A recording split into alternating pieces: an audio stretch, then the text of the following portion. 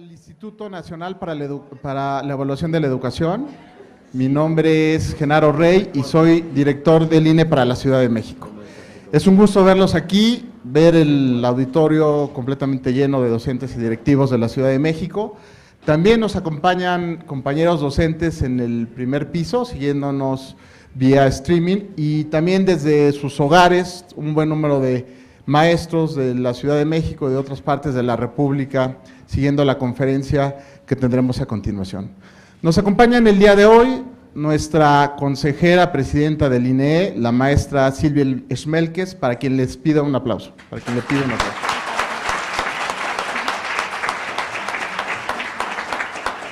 También está con nosotros el maestro Julio Peralta, presidente de la Comisión Ejecutiva de la Sección 9 del CENTE.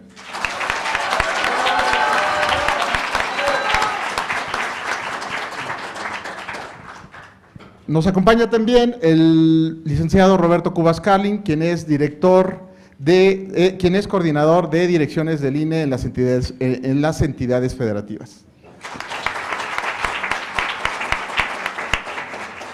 Yo les voy a dar un par de anuncios. El primero tiene que ver con los documentos que les dieron en la entrada de este auditorio. Tienen que ver con las evaluaciones que realiza el instituto, en este caso Planea, ESEA, y bueno, también incluye un pequeño papel donde está la página de internet, bueno, el micrositio de la dirección del INE en la Ciudad de México, que es este que tenemos a sus espaldas.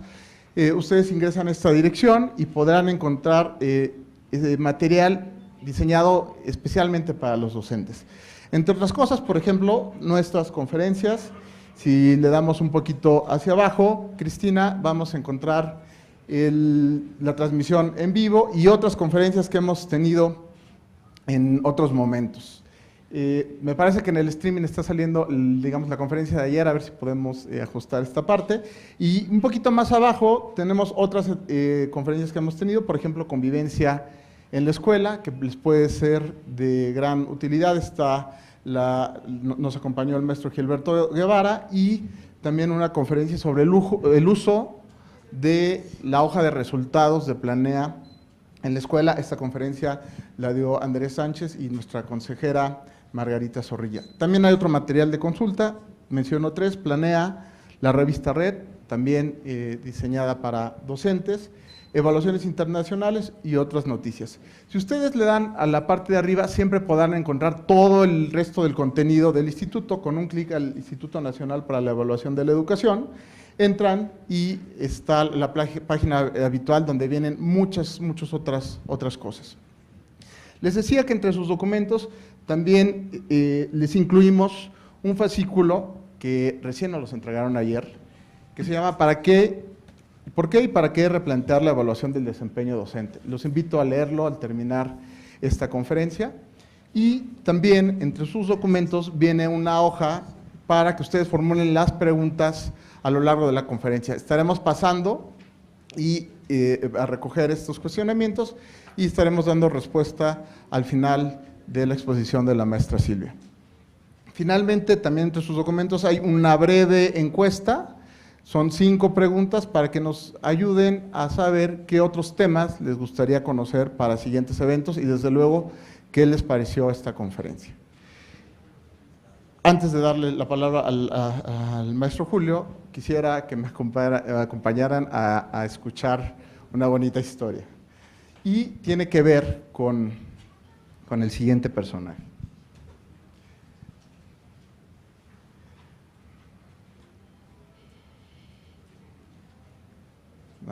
Nada más que encienda esto. Ok, listo.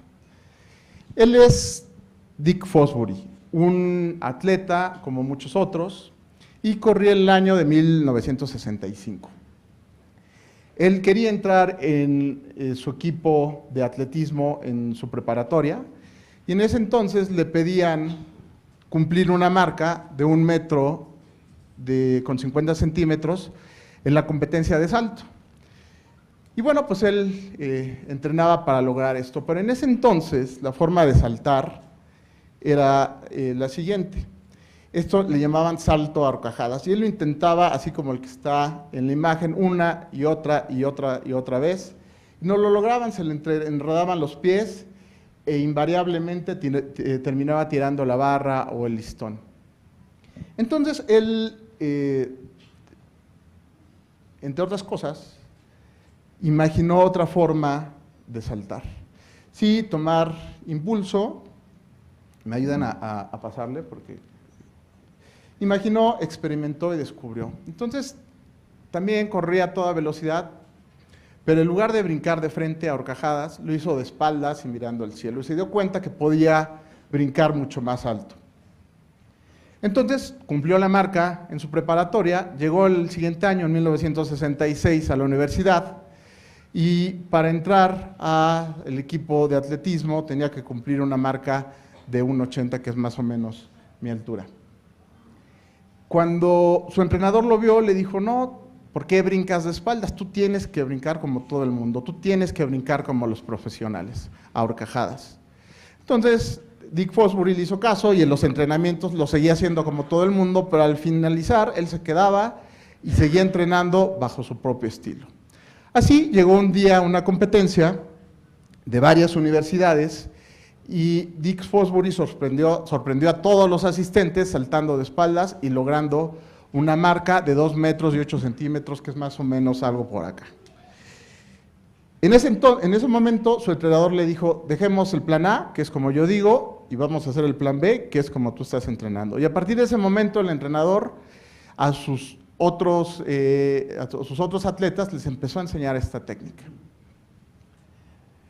Llegó 1968, este lugar lo conocemos, está a unos kilómetros de aquí, es el Estadio Olímpico Universitario, son los Juegos Olímpicos, y Dick Fosbury logró calificarse a las Olimpiadas.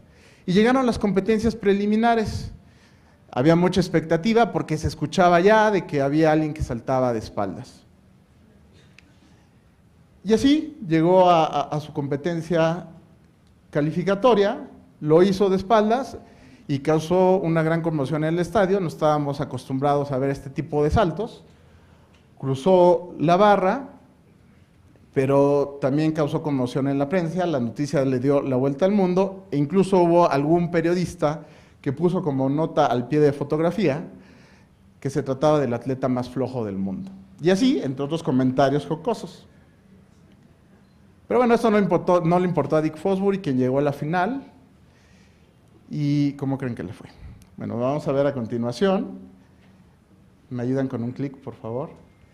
Bueno, tomó velocidad, saltó, desde luego no en cámara lenta, era la marca de 2 metros con 24 centímetros, mucho más alto que lo que le estoy señalando, y Dick Fosbury no solo ganó la medalla de oro, Dick Fosbury implantó un nuevo récord olímpico y dejó un legado para el atletismo, que fue una nueva técnica, y a partir de esa olimpiada todos los saltadores de altura lo hacen con esa técnica. De hecho, el salto se llama salto Fosbury.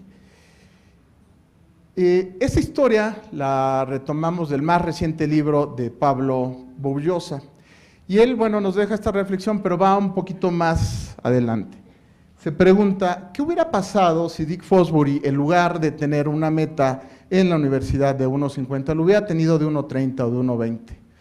¿Hubiera tenido la necesidad de imaginarse otra forma de saltar? ¿Hubiera tenido ese estímulo para superarse?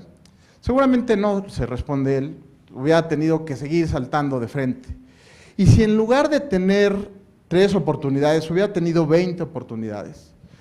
Bueno, esta reflexión, Pablo Boullosa nos sugiere leer a Antoine de Saint-Exupéry, quien, entre otras cosas, escribió El Principito, y dijo, una civilización se levanta sobre lo que se le exige a las personas, no sobre lo que se les otorga. Y Antoine de Saint se pregunta, ¿por qué? Él mismo se responde, nutre más nuestro corazón lo que damos que lo que recibimos. Estimados maestros, esperamos que esta conferencia y lo que se diga en ello significa un nuevo reto, pero también una nueva oportunidad de crecer. Muchas gracias, le doy la palabra al maestro Julio Peralta para que nos dé un mensaje.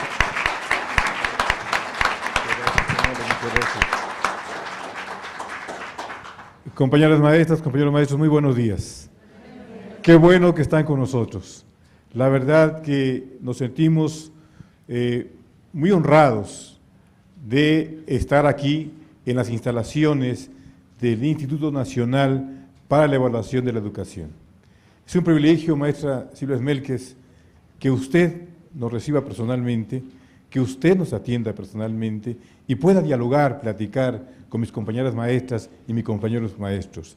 Aquí se encuentran entre nosotros maestras y maestros de preescolar, de primaria, educación especial, maestras frente a grupo, maestros frente a grupo, directoras, directores, supervisoras, supervisores.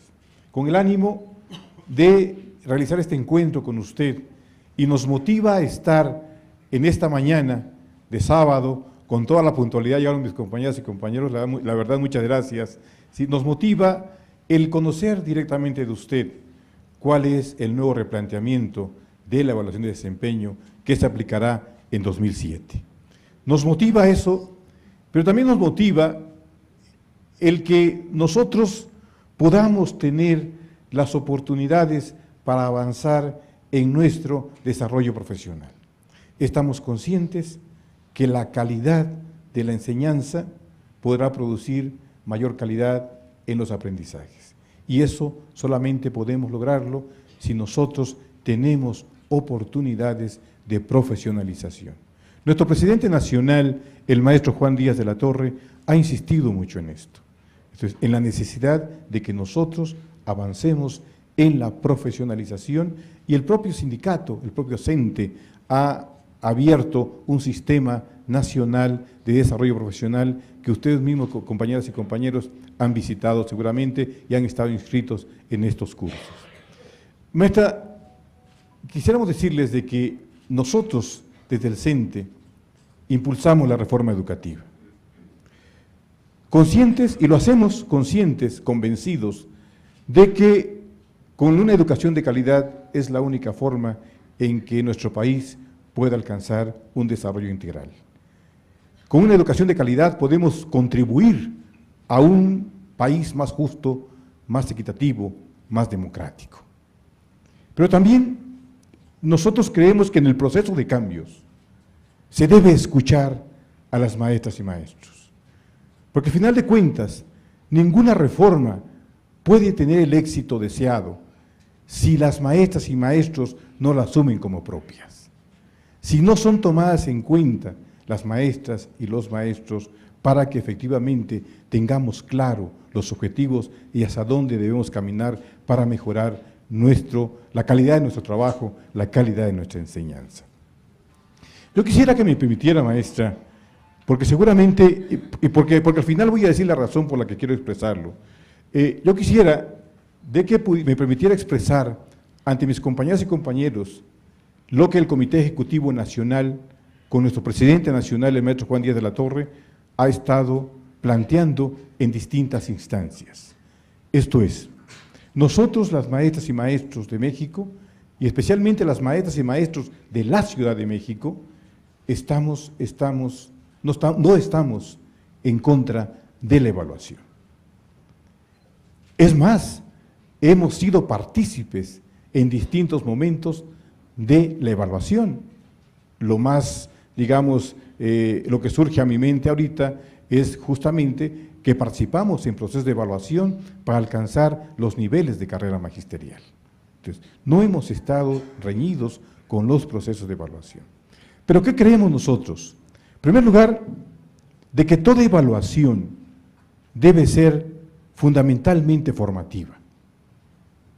Esto es, que los resultados de esa evaluación puedan servirnos para identificar nuestras oportunidades de mejoramiento de nuestro trabajo docente y directivo y de supervisión.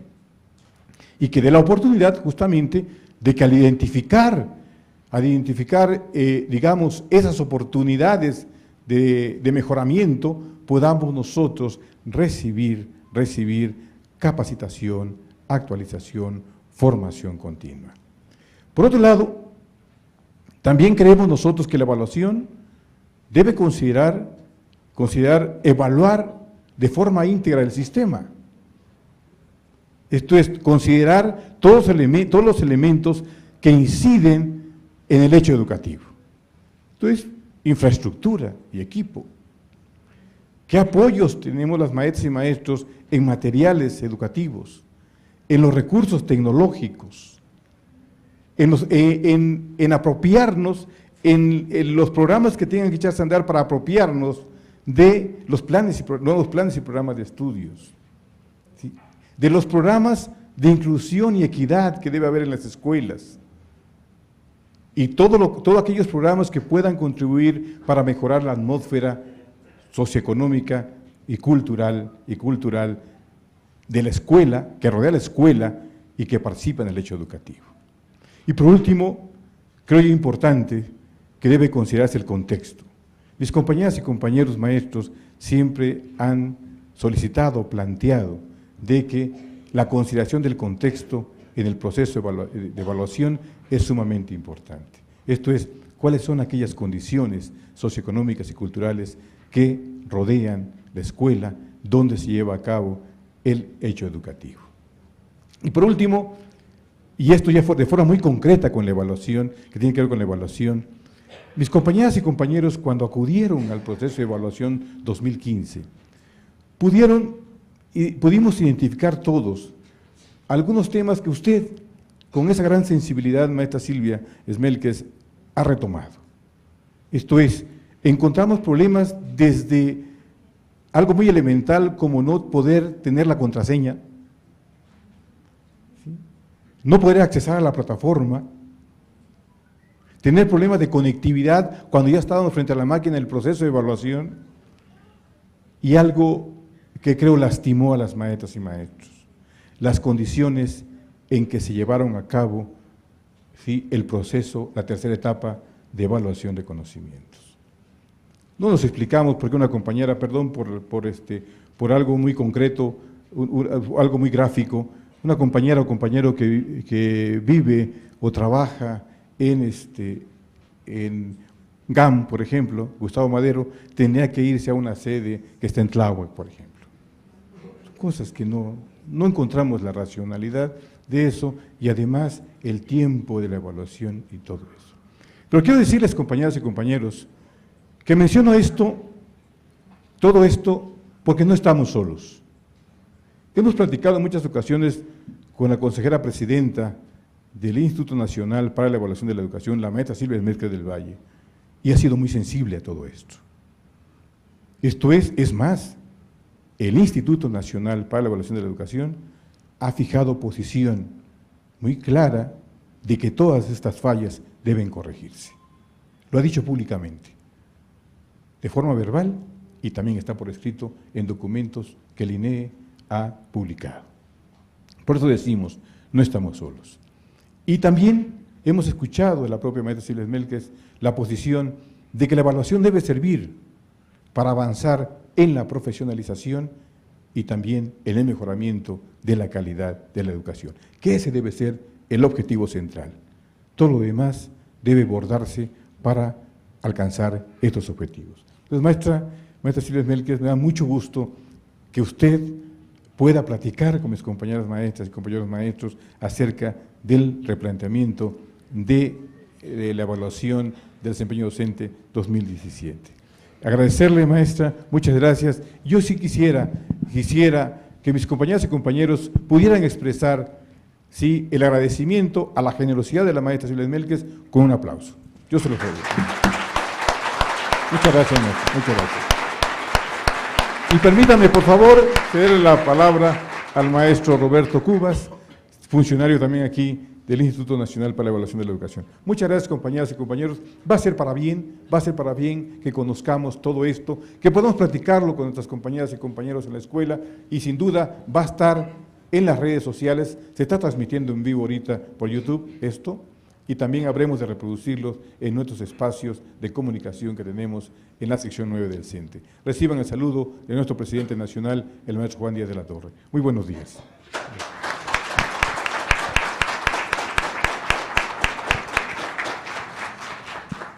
Muy buenos días tengan todos ustedes.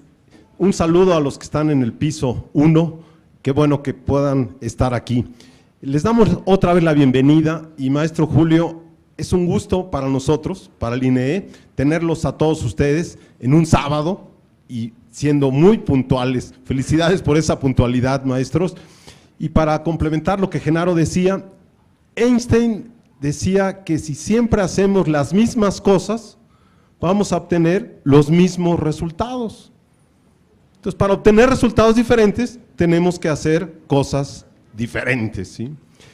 Y es un gusto para mí poder presentar a nuestra consejera presidenta, la maestra Silvia Smelques del Valle. La maestra Silvia Irene Smelques del Valle es socióloga, tiene una maestría en investigación y desarrollo educativo por la Universidad Iberoamericana, es investigadora de la educación desde 1970, ha publicado más de 150 trabajos entre libros y artículos sobre los temas de calidad de la educación, educación de adultos, formación en valores y educación intercultural.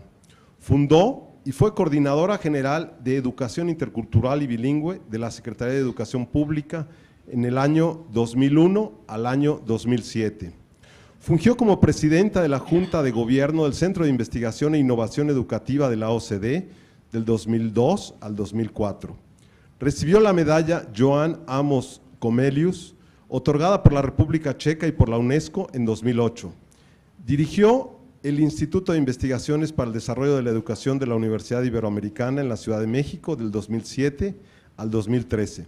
Actualmente es consejera presidenta del Instituto Nacional para la Evaluación de la Educación. Le cedo la palabra a la maestra Silvia Smelques.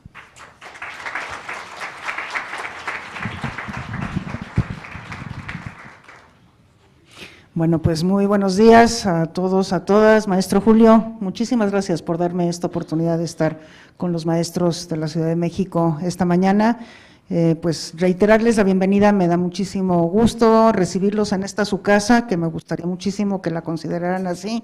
Este es el Instituto Nacional para la Evaluación de la Educación y es un instituto pues de todos y especialmente del magisterio mexicano. Entonces pues sean ustedes bienvenidos, igual saludo a los que están allá arriba y a los que nos están siguiendo desde su casa, me da muchísimo gusto y sobre todo celebro el tener esta oportunidad de dirigirme a ustedes con este tema que tiene que empezar a ser un tema que se comunique con muchísima certeza y con muchísima precisión, que no nos vuelva a pasar lo que nos pasó en la ocasión anterior, en donde el tipo de cosas que se comunicaron acerca de qué era la evaluación y qué iba a pasar con la evaluación y cuáles eran las consecuencias, pues fue mal comunicado, se aprovechó esa mala comunicación para distorsionar la información y pues ustedes son testigos de que se generó pues muchísima angustia, muchísimo miedo, muchísima psicosis y bueno, generalmente eso se debió a que circuló información falsa. Entonces, pues a mí me da mucho gusto que tengamos esta ocasión ahora tan temprano en el proceso para poder dar una idea más clara acerca de en qué consiste esta evaluación del desempeño docente, modelo 2017, que es una revisión de lo que fue el modelo 2015 y que tendrá lugar pues a partir del mes de agosto de este año a nivel de todo el país. Yo quisiera comenzar, digo que no me gustan los sillones porque nunca puedo poner los papeles y me va a variar el micrófono, pero bueno, ustedes me disculparán. Si pasamos a la siguiente, recordándoles un poco cuál es el propósito de la reforma educativa. No, si aparte tengo que manipular eso, no. Entonces, sí. Bueno, ustedes recuerdan, ¿verdad? La reforma educativa responde al hecho de que tenemos en México pues un conjunto de problemas educativos que tienen que ver con la calidad de la educación, es decir, con lo que aprenden los alumnos y con la equidad en la educación, es decir, con la manera como están distribuidas las oportunidades para acceder a la escuela, para permanecer en ella y para aprender de la escuela. Entonces hay un conjunto de problemas y por eso se consideró que se necesitaba pues un proceso de reforma que atendiera este bajo logro de aprendizaje de los niños y jóvenes en la educación obligatoria y que también atendiera esta distribución inequitativa de la calidad de la educación, que se entiende por una distribución inequitativa de los insumos, de las oportunidades, etcétera. Para lograr esto, y esto está en la misma Constitución, pues lo que se necesita es mejorar de manera significativa los servicios educativos que se ofrecen en el país, y eso significa muchas cosas, significa la infraestructura, significa el currículum, significa los materiales, también significa los docentes. Es muy importante señalar que no todos los problemas de la falta de calidad educativa dependen de los docentes, y eso pues lo sabemos todos los que trabajamos en educación desde hace muchísimo tiempo. La calidad de la educación es un fenómeno multifactorial, tiene muchas causas, diferentes tipos de causas, muchas de ellas están en el contexto, otras de ellas están en la propia oferta, pero a pesar de eso, a pesar de que sabemos eso, pues también tenemos que reconocer, y todos los que somos docentes, yo también lo soy, pues lo tenemos que identificar como algo que nos define. Pues los docentes son un factor sumamente importante en la calidad de la educación. Si no fuera así, sería muy difícil que nos definiéramos profesionalmente como tales. Entonces, reconociendo que no es el único factor, sí tenemos también que aceptar que es un factor sumamente importante y que si pensamos en mejorar todos aquellos factores que desde el sistema educativo se pueden mejorar para realmente tener un impacto sobre la calidad de la educación, pues los docentes es uno de estos factores y es un factor sumamente importante. Entonces, por eso hay un proceso de servicio profesional docente que lo que busca es que los docentes también mejoren, no solamente, pero también los docentes mejoren. Y esto es porque los docentes tienen un papel clave en la mejora de la calidad de la educación y el cuidado de su desarrollo profesional, y aquí estoy enteramente de acuerdo con lo que acaba de decir el maestro Julio, es la profesionalización docente la que va a permitir que desde este factor, que es la práctica docente, se mejore la calidad de la educación, aceptando, insisto, que no es el único factor, pero también aceptando que es un factor sumamente importante en la calidad de la educación. Y entonces, por eso se diseña con esta reforma educativa el servicio profesional docente, que bueno, como ustedes saben, regula el ingreso, la promoción, el reconocimiento y la permanencia de los docentes dentro del sistema educativo nacional, y lo que hace el servicio profesional docente es colocar al mérito, el mérito docente, como el principal criterio para acceder, para promoverse, para reconocer, para darle el reconocimiento de un buen trabajo, de una buena práctica docente y para la permanencia, como ustedes recuerdan, es la permanencia frente a grupo, no es la permanencia laboral la que se pone en duda, y esto es muy importante, en el servicio educativo. Esto es un cambio sumamente importante. Ustedes recuerdan que antes de que existiera la reforma educativa, pues la manera de acceder a la plaza docente no necesariamente era con base en este criterio fundamental que es el mérito, que es el criterio que rige a toda profesión. Toda profesión se reconoce y se avanza, digamos, dentro de la profesión gracias al mérito. No tenía por qué ser distinta la profesión docente. Y si nosotros miramos a lo que sucede en otros países, pues es el mérito lo que también rige el ingreso, la promoción e incluso la permanencia dentro del servicio profesional docente. Entonces, forma parte de este concepto de profesionalización el que sea el mérito, el criterio fundamental con el cual se acceda, se promueva uno y se defina si uno puede permanecer o no frente a grupo en el aula. Y bueno, justamente en este contexto donde el mérito aparece como el criterio fundamental para definir todos estos procesos, es donde la evaluación juega un papel muy importante, porque ¿cómo se juzga el mérito? Pues tiene que haber algún tipo de mecanismo objetivo y justo para poder definir esto que se llama el mérito. La evaluación entonces representa pues un instrumento valioso para poder apoyar el desarrollo de la profesionalización del docente. Y fíjense muy bien que yo pongo énfasis en esta palabra, apoyar, porque la evaluación es tal cual eso, es un instrumento que apoya un proceso de profesionalización, no es el proceso de profesionalización en sí mismo, porque la evaluación por sí sola no mejora la calidad de los insumos, en este caso del docente, y tampoco de los resultados. Es un instrumento que nos dibuja el panorama de cómo están las cosas y cómo están las brechas, y permite entonces, a través de políticas educativas, intervenir en esa realidad para mejorarla. Entonces, la evaluación lo que hace es darnos información y por eso es un instrumento, pero no basta. Por eso el maestro Julio decía, pues necesitamos otras cosas para profesionalizar al docente, se necesita una formación continua, se necesita un proceso de acompañamiento, se necesita desde luego una motivación del personal profesional por seguir creciendo y seguir estudiando y seguirse formando y ir mejorando su propia práctica docente. Entonces, la evaluación es eso y no hay que absolutizar la evaluación es un instrumento para poder hacer eso. Es un instrumento que nos da objetividad, que nos permite reflejarnos a nosotros mismos, que le da a la autoridad educativa información para saber cómo definir políticas educativas que esas sí permitan impulsar esta profesionalización docente. Entonces, hay que tomarlo así, es un instrumento, pero es un instrumento valioso y entonces hay que darle su justo lugar, sabiendo que no es lo único que se tiene que hacer para impulsar la profesionalización docente. Y bueno, así considerada la evaluación en su justo lugar, pues entonces ahora sí podemos decir que pues los que somos docentes y nos creemos profesionales, pues sabemos que sí jugamos un papel muy importante en la calidad de la educación, que no depende solamente de nosotros, pero que si nosotros crecemos profesionalmente y tenemos como consecuencia una práctica docente que ayude a los alumnos a aprender de mejor manera, pues entonces estaremos incidiendo de manera importante en la calidad de la educación. Y por eso está el servicio profesional docente en el centro de la reforma.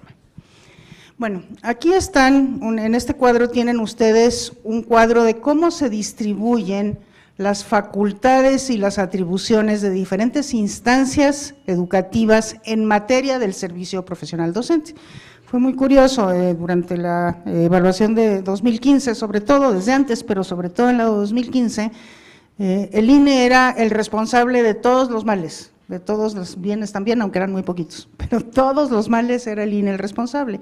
Y la verdad es que, bueno, no era el momento ahí de aclarar que pues lo que pasa es que respecto del servicio profesional docente hay una serie de atribuciones distribuidas y compartidas con otras instancias educativas. Y entonces en este cuadro lo que yo quiero señalar es qué le toca al INE y qué le toca a estas otras instancias educativas. Entonces está por un lado la Secretaría de Educación Pública, sobre todo a través de la Coordinación Nacional del Servicio Profesional Docente, que es esta instancia que se crea, descentralizada, que se crea justamente para operar el servicio profesional docente.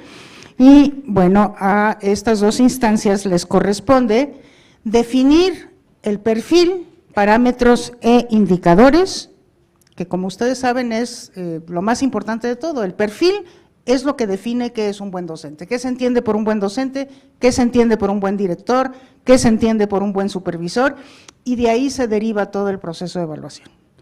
¿Quién define ese perfil? Lo define la Secretaría de Educación Pública. Perfil, parámetros e indicadores, ¿sí? Después al instituto le corresponde validar, no el perfil, los parámetros y los indicadores, es decir, al INE le corresponde decir si esos parámetros y esos indicadores que finalmente van a definir los instrumentos, qué es lo que se pregunta o qué es lo que se evalúa, qué es lo que se observa, esos parámetros e indicadores el INE los valida en función de si son congruentes con el perfil. O sea, si realmente desglosan aquello que define lo que es un buen maestro. Pero esa es una atribución de la Secretaría de Educación Pública. También la Secretaría de Educación Pública define las etapas, métodos de la evaluación y desarrolla los instrumentos para la evaluación. El instituto define cómo debe de ser la evaluación, pero quien hace los instrumentos, quien dice qué etapas, qué métodos, etcétera, es la Secretaría de Educación Pública.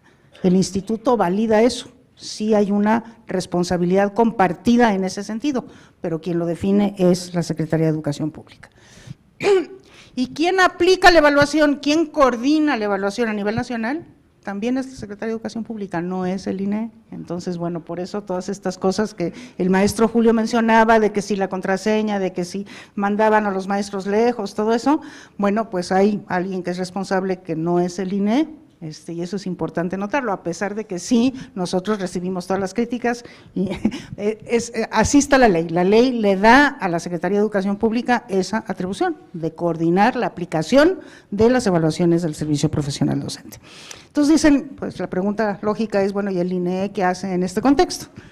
Entonces, claro, el INE tiene una función como organismo autónomo, independiente, de vigilar este proceso, de seguirlo, de validar lo que se está haciendo. Y en ese sentido sí hay una responsabilidad compartida sumamente importante. Entonces, al INE le corresponde definir los procesos de evaluación, emitir los lineamientos y los criterios técnicos de cómo se deben hacer las evaluaciones y con qué criterios técnicos se deben hacer para poder cumplir con los estándares internacionales, que lo son, de cómo se elaboran instrumentos de evaluación. También, como les decía, validamos los perfiles, no los perfiles, sino los parámetros y los indicadores para asegurarnos que son congruentes con esos perfiles que no nos toca a nosotros definir. Supervisamos las evaluaciones, las aplicaciones, es decir, sí, como instituto autónomo, con esa función de vigilancia de lo que hace el Poder Ejecutivo, a nosotros nos toca supervisar las evaluaciones. Como somos una instancia normativa que elaboramos los lineamientos acerca de cómo deben de ser las evaluaciones, pues nos corresponde supervisar cómo se están aplicando. Entonces, sí tenemos un papel importante en la supervisión. Y nosotros tampoco calificamos los instrumentos, pero sí validamos las calificaciones, lo que significa volver a calificar.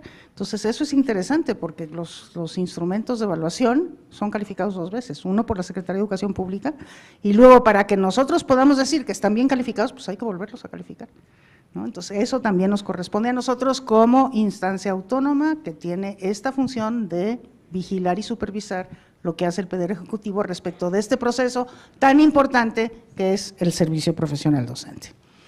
Y luego está el papel de las autoridades educativas locales, que lo que hacen es, en cada entidad federativa, ellas son las responsables de implementar el proceso de evaluación en cada una de las entidades federativas, y también ellos proponen parámetros e indicadores de evaluaciones complementarias. Por ejemplo, un estado dice, bueno, pues yo tengo una asignatura que algunos de nuestros maestros dan que tienen que ver con la geografía y la historia de la localidad, entonces yo necesito que se definan parámetros e indicadores digamos, cómo se define el maestro de esas asignaturas. Entonces, eso también es atribución de las autoridades educativas locales. Entonces, como ustedes ven aquí, entran 3 instancias que tienen responsabilidades claras respecto de este proceso de evaluación docente, pero muchas de ellas son atribuciones que están compartidas, como estas de definir y de validar los procesos de evaluación. Bueno, como ustedes recuerdan, el año 2015 fue la primera experiencia de evaluación del desempeño. Aquí dice noviembre de 2015, en noviembre de 2015 culmina con la 4ª etapa, recuerdan ustedes, pero de hecho la evaluación comienza desde antes, cuando a los maestros se les pide que recojan las evidencias, a los directores que hagan el informe de responsabilidades profesionales, o sea, empieza desde antes. En noviembre de 2015 culmina con la etapa 4ª, que es la que se presenta en sede, ¿verdad? Entonces, pero es la primera experiencia. México nunca había tenido una experiencia de esta naturaleza. Hay varios países que tienen una evaluación del desempeño docente, pero México nunca había tenido un proceso de evaluación del desempeño docente, y esta es la primera vez que se hace. Entonces, ¿qué fue lo que se hizo durante ese proceso de 2015? Bueno, hay una ley que dice que tiene que hacer el INE, que tiene que ser la autoridad educativa y que tiene que hacer la autoridad educativa local, y pues eso operó de esa manera. En el año de 2015, en cumplimiento de sus atribuciones, el INE llevó a cabo la revisión y el dictamen técnico de los procesos de evaluación del desempeño docente. Por eso digo, somos corresponsables, no nos estamos lavando las manos. Sí tenemos ahí un papel muy importante porque nos corresponde validar lo que hace la Secretaría de Educación Pública. Eso lo hicimos y entonces aprobamos los parámetros y los indicadores de los perfiles de docentes y técnicos docentes de educación básica y de educación media superior. También nosotros aprobamos el modelo de evaluación esto de las etapas, los aspectos, los métodos y los instrumentos con los que se llevó a cabo esta primera evaluación de desempeño docente, y también validamos los instrumentos de evaluación. Ahí tenemos una corresponsabilidad muy importante. Desde luego que para validar estos instrumentos, pues emitimos una serie de recomendaciones. Nosotros vemos los instrumentos, recomendamos cómo se tienen que mejorar, eso se regresa a la Secretaría de Educación Pública y hasta que no son aprobados por el instituto, no procede estos instrumentos. Y así ocurrió en el año 2015. También supervisó las aplicaciones de la evaluación de desempeño en el año 2015. De hecho, supervisó la evaluación en 1,114 sedes de aplicación en las 32 entidades federativas. Es un trabajo enorme esto de supervisar. También tuvo que verificar las propiedades psicométricas de los instrumentos para garantizar que los criterios técnicos que nosotros mismos emitimos fueran cumplidos. Y hay que decir que de los 77 instrumentos que se ocuparon en la evaluación de desempeño de 2015, solamente 4 tuvieron que ser eliminados. Esta es una validación que se hace después. Cuando uno tiene la posibilidad de pilotear instrumentos, estas propiedades psicométricas las puede considerar desde antes, pero en este caso no era posible pilotear estos instrumentos porque ¿dónde estaba la población con la que se podía pilotear? O sea, no existía una población diferente a la población que era sujeta de la evaluación en donde se pudiera pilotear. Entonces, este análisis de las propiedades psicométricas de los instrumentos se hizo después. Y sí, yo creo que es una buena noticia decir que estos instrumentos solamente 4 tuvieron que ser eliminados por propiedades psicométricas, que se refieren mucho más a los exámenes de opción múltiple, ¿verdad? A los cuantitativos, no a los cualitativos. También supervisó los procesos de calificación y de integración de los resultados antes de que se emitieran los informes individuales a cada uno de los docentes que presentaron sus procesos de evaluación. Eso también nos corresponde hacer a nosotros. Ahora, esto fue el proceso que le tocó realizar el INE respecto del servicio profesional docente. El INE hace muchísimas otras cosas que no son servicio profesional docente, como lo pueden ver en la página que ya nos mostró Genaro. Pero respecto del servicio profesional docente hicimos todas estas cosas, pero no conformes con eso, nosotros decidimos que como era una primera ocasión en la que se aplicaba la evaluación del desempeño docente, teníamos que nosotros mismos evaluar esa primera experiencia de evaluación del desempeño docente. Entonces, esta evaluación fueron de manera muy distinta, nos acercamos a evaluar qué había pasado en este primer periodo de evaluación del desempeño docente. Una primera cosa que tuvimos como información fue una encuesta de satisfacción que aplicamos a los docentes que habían pasado por su evaluación de desempeño al salir de la aplicación en sede, es decir, de la cuarta etapa. Ahí nosotros tenemos resultados de lo que opinaron los docentes respecto de la evaluación de desempeño de 10,435 docentes de 31 entidades federativas. Y es una información sumamente valiosa. También nosotros le pedimos a la UNESCO, fundamentalmente a la ORIALC, que es la Oficina Regional para América Latina y el Caribe, que tiene sede en Santiago de Chile, que hiciera un análisis de la evaluación y de la implementación, del diseño y de la implementación de la evaluación de esta primera experiencia. Hay un informe muy amplio de alrededor de 400 páginas, que también está en la página del instituto, ustedes lo pueden revisar. Lo que hizo la ORIALC fue conformar un equipo de especialistas, la mayor parte de ellos chilenos. Chile tiene una experiencia de evaluación del desempeño docente, como ustedes saben, había también una colombiana.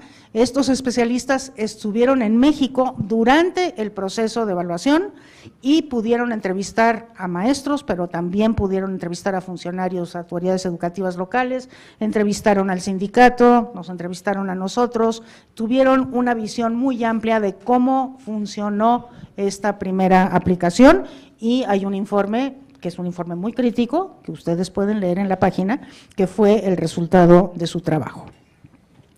También hicimos una evaluación de naturaleza más cualitativa, con grupos focales de docentes en 10 entidades federativas. Ahí lo que hicimos fue reunir grupos de maestros que habían tenido resultados desde destacados hasta insuficientes, los reunimos en grupos focales y libremente les pedimos que comentaran sobre su experiencia en esta primera evaluación del desempeño docente. Esa información también fue recogida y procesada por nosotros. Eso lo hicimos durante este primer ejercicio de evaluación de desempeño docente, que fue durante el año 2015. En el año 2016, los primeros, los que habían ingresado 2 años antes al servicio por concurso, tenían que presentarse a una evaluación de desempeño.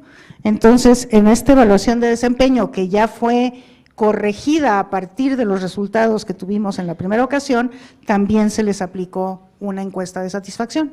Y bueno, pues ahí bueno, en ese caso fueron 2.897 docentes en 28 entidades federativas, y podemos constatar que efectivamente hay una diferencia muy importante entre lo que fue la experiencia del 2015 y lo que para ellos fue la experiencia de 2016. Por otro lado, el INEE también recibe una serie de quejas, de inquietudes, de llamadas. Tenemos un servicio 01800, como ustedes saben, para presentar quejas y preocupaciones respecto de estas cosas.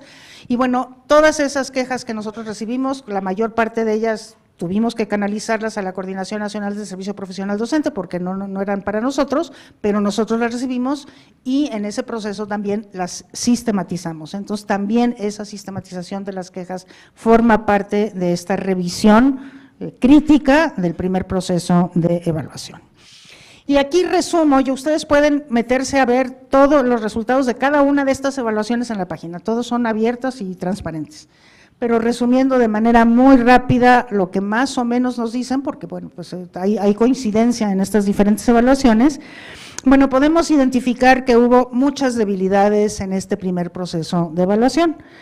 Primero, la selección de docentes, que causó muchísimos problemas, porque aunque había criterios, en muchas ocasiones esos criterios no se cumplieron. En el caso de muchas entidades federativas, por ejemplo, se decía que tenían que ser maestros de escuelas ubicadas en ciudades de 100,000 habitantes para arriba, y que tenían que ser maestros que tuvieran entre 6 y 20 años de experiencia, recuerdan ustedes, pero en algunas entidades federativas ocurrió que la cuota que se les estableció de maestros que tenían que ser seleccionados, pues no era suficiente, o sea, los que cumplían estos criterios no eran suficientes para llenar la cuota. Entonces empezaron pues a meter maestros rurales o maestros de ciudades más pequeñas, y entonces los maestros estaban muy inquietos de que esos criterios no se estaban cumpliendo. Entonces ahí hay una serie de problemas.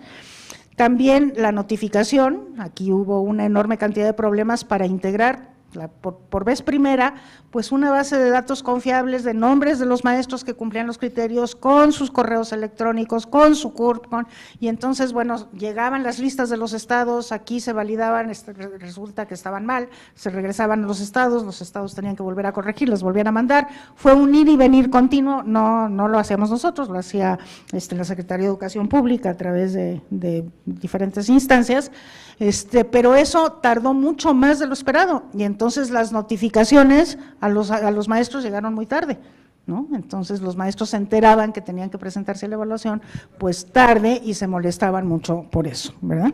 Y con toda razón. Bueno, también las claves de acceso que se entregaban, como sabemos, los problemas que hubo con los usuarios y las contraseñas, que tienen que ver con esto mismo que les estaba diciendo. Bueno, pues había muchísima angustia de los maestros que no recibían su usuario, que el usuario no servía, en fin, ¿no? La plataforma tecnológica, ya lo mencionó el maestro Julio, pues también en muchas ocasiones falló en los momentos específicos. También hay una enorme cantidad de quejas acerca de lo extenso de la jornada de evaluación de la cuarta etapa, el hecho de que pues, eran 8 horas, pero muchas veces por las fallas de la plataforma tecnológica, que había interrupciones y demás, pues no eran 8 horas, eran bastantes más, ¿no? Y en los casos, no es el caso de la Ciudad de México, pero estos casos en donde había que recorrer distancias muy largas, pues a ese tiempo había que sumarle el tiempo de recorrido, ¿no? Que en muchas entidades pues habían salido de su comunidad desde las 3, 2 de la mañana para poder llegar a tiempo. Esas cosas también fueron recogidas. Bueno, el funcionamiento de los equipos de cómputo ya en sede, que también tuvo fallas. Se quejaron mucho los docentes del trato inadecuado de los aplicadores, Los aplicadores, como ustedes saben, es personal de Ceneval, porque es el Ceneval el que sabe cómo manejar los aparatos, porque a ellos se les encargó la instalación, y entonces en muchas ocasiones pues este personal no estaba debidamente formado y pues tuvo actitudes inadecuadas respecto de los docentes que estaban presentando los exámenes. Entonces, bueno, eso emergió de manera muy clara en todas estas evaluaciones. Y luego, bueno, como ustedes saben, en algunas entidades federativas fue necesario recurrir a la fuerza pública para resguardar a los maestros que estaban aplicando las evaluaciones, pero la presencia de la fuerza pública siempre molesta, ¿verdad? O sea, nunca es agradable tener fuerza pública afuera, y los maestros se quejaron por eso, nos parece que con muchísima razón. También, bueno, hubo comentarios muy críticos de algunos contenidos de los exámenes, de su longitud, desde luego, ¿no? Y de su claridad. En ocasiones las preguntas no eran claras, esto nos dijeron los maestros. Se quejaron muchísimo de la falta de comunicación oportuna y precisa, hubo muchísima desinformación, y de la comunicación a los docentes. Entonces, estas debilidades, pues, las estamos recogiendo en este replanteamiento, ustedes ahora van a ver cómo. A pesar de todas estas debilidades, pues estas evaluaciones también identifican algunas fortalezas que también se recogen en el replanteamiento, que también es muy importante. Algunas cosas funcionaron bien o están bien hechas, y entonces esas hay que recogerlas, ¿no? Entonces, bueno, una cosa que nos dicen los maestros es los perfiles, parámetros e indicadores que están disponibles en la página del registro del Servicio Profesional Docente, a los maestros les parecieron muy claras y muy útiles. Este asunto de cómo se define lo que es un buen docente, eso cómo se desglosa en parámetros y cómo se define en indicadores. También a los maestros les parecieron útiles las guías de apoyo, ¿no? Entonces, bueno, también eso hay que recogerlo, hay que seguir haciendo guías, cada vez mejores desde luego, pero las guías se consideran útiles. El informe de cumplimiento de responsabilidades, los maestros consideran que está bien que el director juzgue sobre si el maestro está cumpliendo con sus responsabilidades profesionales, que es un instrumento adecuado. Eso les parece en general a los docentes. También a los docentes les gustaron mucho los dos instrumentos cualitativos. Mucho quizás un decir, pero les gustaron, ¿no? La mayoría de ellos mencionaron que estos dos instrumentos cualitativos de recoger evidencias y reflexionar sobre ellas, y la planeación argumentada, pues ellos dijeron que sí se acercan esos instrumentos a lo que es su práctica docente, o sea que sí es una manera de ver si el maestro sabe planear, de si el maestro sabe reflexionar, identifica, digamos, las fallas de su propia práctica y reflexiona sobre ellas para mejorarla, y entonces que estos instrumentos cualitativos les parecían realmente buenos. Lo que no les gustó a los maestros fueron los instrumentos de opción múltiple que estuvieron basados en casos. ¿Se acuerdan ustedes, verdad? O sea, eran casos, entonces a partir de un caso había una serie de preguntas que se hacían para ver si el maestro podía sacar, digamos, de toda su experiencia y de su bagaje de conocimientos, pues lo necesario para resolver esos casos. El problema con esos casos es que pues son específicos, ¿no? Entonces el maestro decía, es que eso no tiene nada que ver con mi realidad. Entonces, por ejemplo, había casos que decían, ¿qué sucede si se desborda la presa? ¿Qué hace? Bueno, pues en mi comunidad no hay presa, ¿no? Entonces, ¿por qué me preguntan eso? No tiene nada que ver conmigo. O si tú tienes en tu salón un niño que tiene síndrome de Asperger, no, pues yo no tengo, entonces, ¿por qué me preguntan eso? Entonces, hubo mucha molestia porque se consideró que, pues la necesidad de concretar un caso en algo específico, pues que eso no reflejaba la práctica docente. Y en eso hubo muchísimo consenso. Los otros instrumentos no tuvieron este nivel de críticas, y esto está siendo recogido también en el replanteamiento. Bueno, esto nos dijeron sobre todo los evaluadores de Chile, los de la UNESCO Orialc, que pues el operativo fue una cosa enorme, ¿verdad? O sea, México es un país muy grande, es un país muy complejo, es un país muy diverso, y bueno, el operativo, sobre todo de la parte de las sedes, pues fue un asunto sumamente complejo, y lo que nos dicen los chilenos es, pues a pesar de todo, funcionó, o sea, la logística ahí operó, con una serie de dificultades y todo, pero para las dimensiones del operativo, pues la situación sí fue realmente notable que haya funcionado, ¿no? Y luego, bueno, después de que nosotros recogimos toda esta información, sí tuvimos, digamos, incentivamos una reunión con todas las instancias involucradas en la evaluación del desempeño docente, desde luego la Secretaría de Educación Pública, nosotros, las autoridades educativas locales, pero también las instancias que fueron contratadas por la Secretaría de Educación Pública, como el Ceneval o como el ILCE, que tuvieron partes importantes en el proceso, y con ellos revisamos cada uno de los problemas que se habían presentado, que aquí estaban evidentes en las evaluaciones, y especificamos las maneras de atenderlos y de resolverlos y los tiempos necesarios para hacerlo. Entonces, cuando todavía no se terminaba, digamos, la evaluación de L'Oréal, que vinieron a ver que eso ya estaba en proceso, pues eso también consideraron que era una cosa muy buena que se estuviera revisando el proceso de manera crítica, de forma tal que se pudiera mejorar para la siguiente ocasión.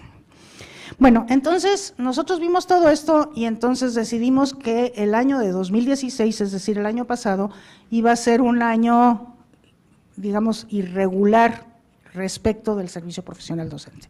No es que se fueran a interrumpir las evaluaciones, pero iban a ser evaluaciones de naturaleza diferente. Ya mencioné yo que había que hacer evaluaciones de desempeño para quienes ingresaron 2 años antes, es decir, en el 2014, con la primera evaluación de ingreso a la docencia, y a ellos había que aplicarles una evaluación de desempeño. Entonces, esa evaluación de desempeño todavía se basó en el mismo modelo de 2015, pero muy mejorado.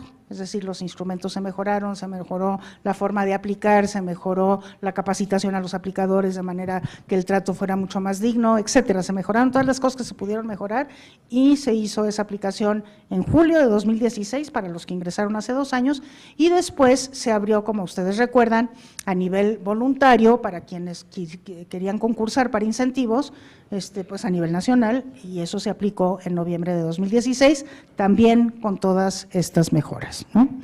Entonces, bueno, pues así fue como este paréntesis ocurrió, digamos, no es que se dejaran de hacer las evaluaciones, pero cambiaron de características y se mejoró el modelo 2016. ¿Por qué se hizo este paréntesis? Porque se descubrió que eran tantos los problemas que había tenido el modelo 2015 que no daba tiempo de mejorarlo para poderlo aplicar otra vez a nivel, digamos, nacional, con las dimensiones con las que se hizo en el 2015, y entonces decidió entonces hacerlo de esta manera. Y mientras tanto, seguir trabajando en el replanteamiento del modelo educativo, del modelo de evaluación para el desempeño para el 2017.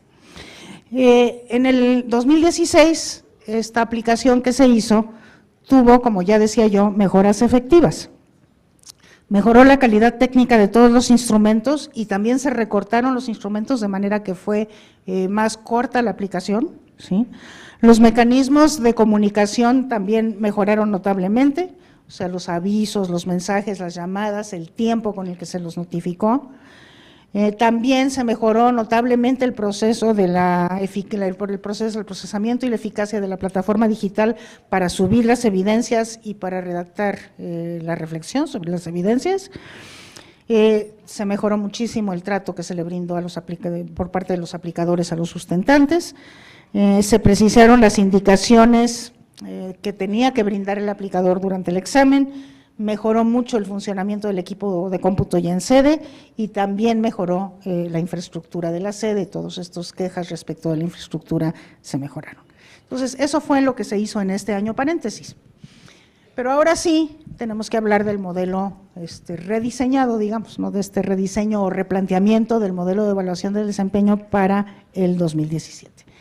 Que este replanteamiento pues es el resultado de todo esto que les acabo de contar, ¿verdad? El resultado de los procesos de validación técnica, también de lo que pudimos observar cuando supervisamos estos procesos y de las evaluaciones tanto internas como externas que hicimos del proceso.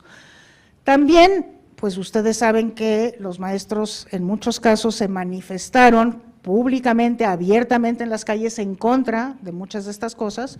También esas las recogimos, o sea, como que es importante ser sensible a lo que los maestros están diciendo, y en muchos lugares a veces se van a la calle, a veces nos los dicen porque se los estamos preguntando, pero sí era muy importante escucharlos, lo que decía el maestro Julio, ¿no? O sea, si no escuchamos a quienes están siendo partícipes de este proceso, pues es muy difícil que efectivamente tenga una aceptación, una apropiación, un proceso tan importante como este. Entonces hay una escucha ahí, y como resultado de esta escucha, pues hay una recuperación de lo que funcionó, pero hay una revisión a fondo de lo que no funcionó correctamente y hay una formulación de propuestas que superan eso que no funcionó y se replantea la evaluación de desempeño dentro del marco de la legislación vigente. Si el replanteamiento no implicó el cambio de ninguna ley, que eso era muchísimo más complicado proponérselo. Dentro de la ley se podían hacer todavía muchísimos cambios y esos fueron los cambios que se hicieron. ¿Cuáles son las cosas más importantes que se cambian en este replanteamiento? Bueno, primero, que se vincula a la escuela y al contexto.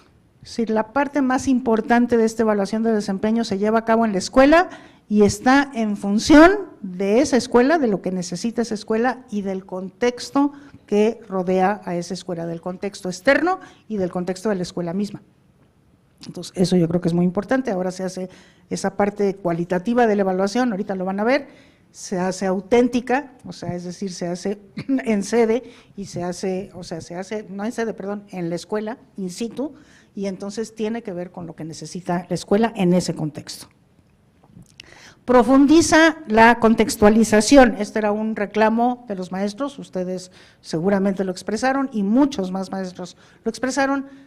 Tiene que responder a nuestro contexto, tiene que estar contextualizada la evaluación, los contextos son muy diferentes, entonces van a ver ustedes cómo se profundiza, o sea, porque el anterior también ya buscaba hacerlo, pero ahora se profundiza muchísimo más este asunto de la contextualización, porque se refiere específicamente a las características del entorno y a las características de los alumnos de cada docente. También se busca que sea más pertinente, es decir, que sirva a la práctica docente y por eso se realiza en la escuela para que eso que se hace para presentar la evaluación también ya sirva a la escuela misma y al grupo de alumnos, ¿no? Entonces, en ese sentido es más pertinente. También hubo muchas quejas de los maestros que decían por qué primero nos evalúan y después nos forman, ¿no? ¿Por qué no nos forman antes? Y creo que tienen muchísima razón. Entonces, el planteamiento de esta evaluación es si va a haber formación no solamente después, también después, desde luego, pero también antes. Habrá una preparación, no para el examen, una preparación general de las cosas que tienen que ver con lo que se examina y también habrá una preparación específica para la parte más importante de la evaluación que es cualitativa. Ahorita vamos a explicar un poquito más eso. Entonces, habrá una formación antes, durante el proceso de evaluación de la parte cualitativa y después como parte de la formación continua que se deriva de los resultados de la evaluación. Entonces, también se enfatiza la formación, se enfatiza la parte formativa de la evaluación, que yo estoy enteramente de acuerdo que ese es el principal propósito. Como el propósito es profesionalizar, pues es lo formativo lo que se debe de enfatizar. Y bueno, pues también se busca que el proceso de evaluación sea más accesible, en ese sentido la mayor parte de la evaluación, antes la planeación argumentada se hacía en computadora en sede, ahora ya se hace en la escuela, o sea, es parte del proceso que se hace en la escuela misma y también las jornadas de evaluación en sede se reducen notablemente, de manera que ahora en mediodía se va a poder presentar el examen y no será de una jornada completa. Y bueno, todo esto pues son cambios importantes. ¿Y por qué cambios importantes? Bueno, si decimos que la educación tiene que mejorar de manera continua, pues también la evaluación tiene que mejorar de manera continua, la evaluación tiene que aprender de sus errores, se tiene que corregir, no podemos tener un modelo de evaluación estático, tenemos que estarlo mejorando conforme veamos que va funcionando. Entonces, ¿cuál es la propuesta que estamos haciendo de evaluación de desempeño? Bueno, ahora, antes eran 4 etapas, ahora son 3 etapas. Acuérdense que estamos recogiendo lo que funcionó y corrigiendo lo que no funcionó, por eso ustedes van a ver cosas diferentes y cosas que son similares, ¿no? Entonces, primero va a haber el informe de responsabilidades profesionales que hace el director y en este caso la autoridad inmediata, porque también se van a evaluar a directores, a supervisores, etcétera, ¿no?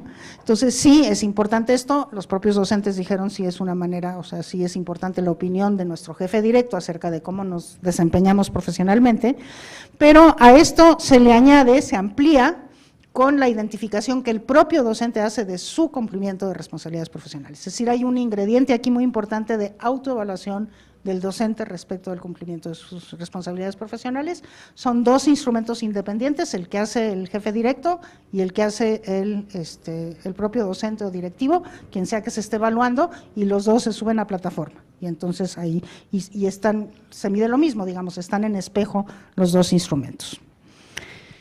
La segunda etapa, esta es la más importante de todas. La segunda etapa se lleva a cabo en la escuela y consiste en el desarrollo de un proyecto de enseñanza. Hay una planeación didáctica que lo que hace es planear cómo se llega a un aprendizaje esperado en alrededor de 3 o 5 sesiones de clase, se planea eso, ¿sí? Se implementa eso que se planea, es decir, se lleva a cabo en el aula, de esa implementación se derivan evidencias.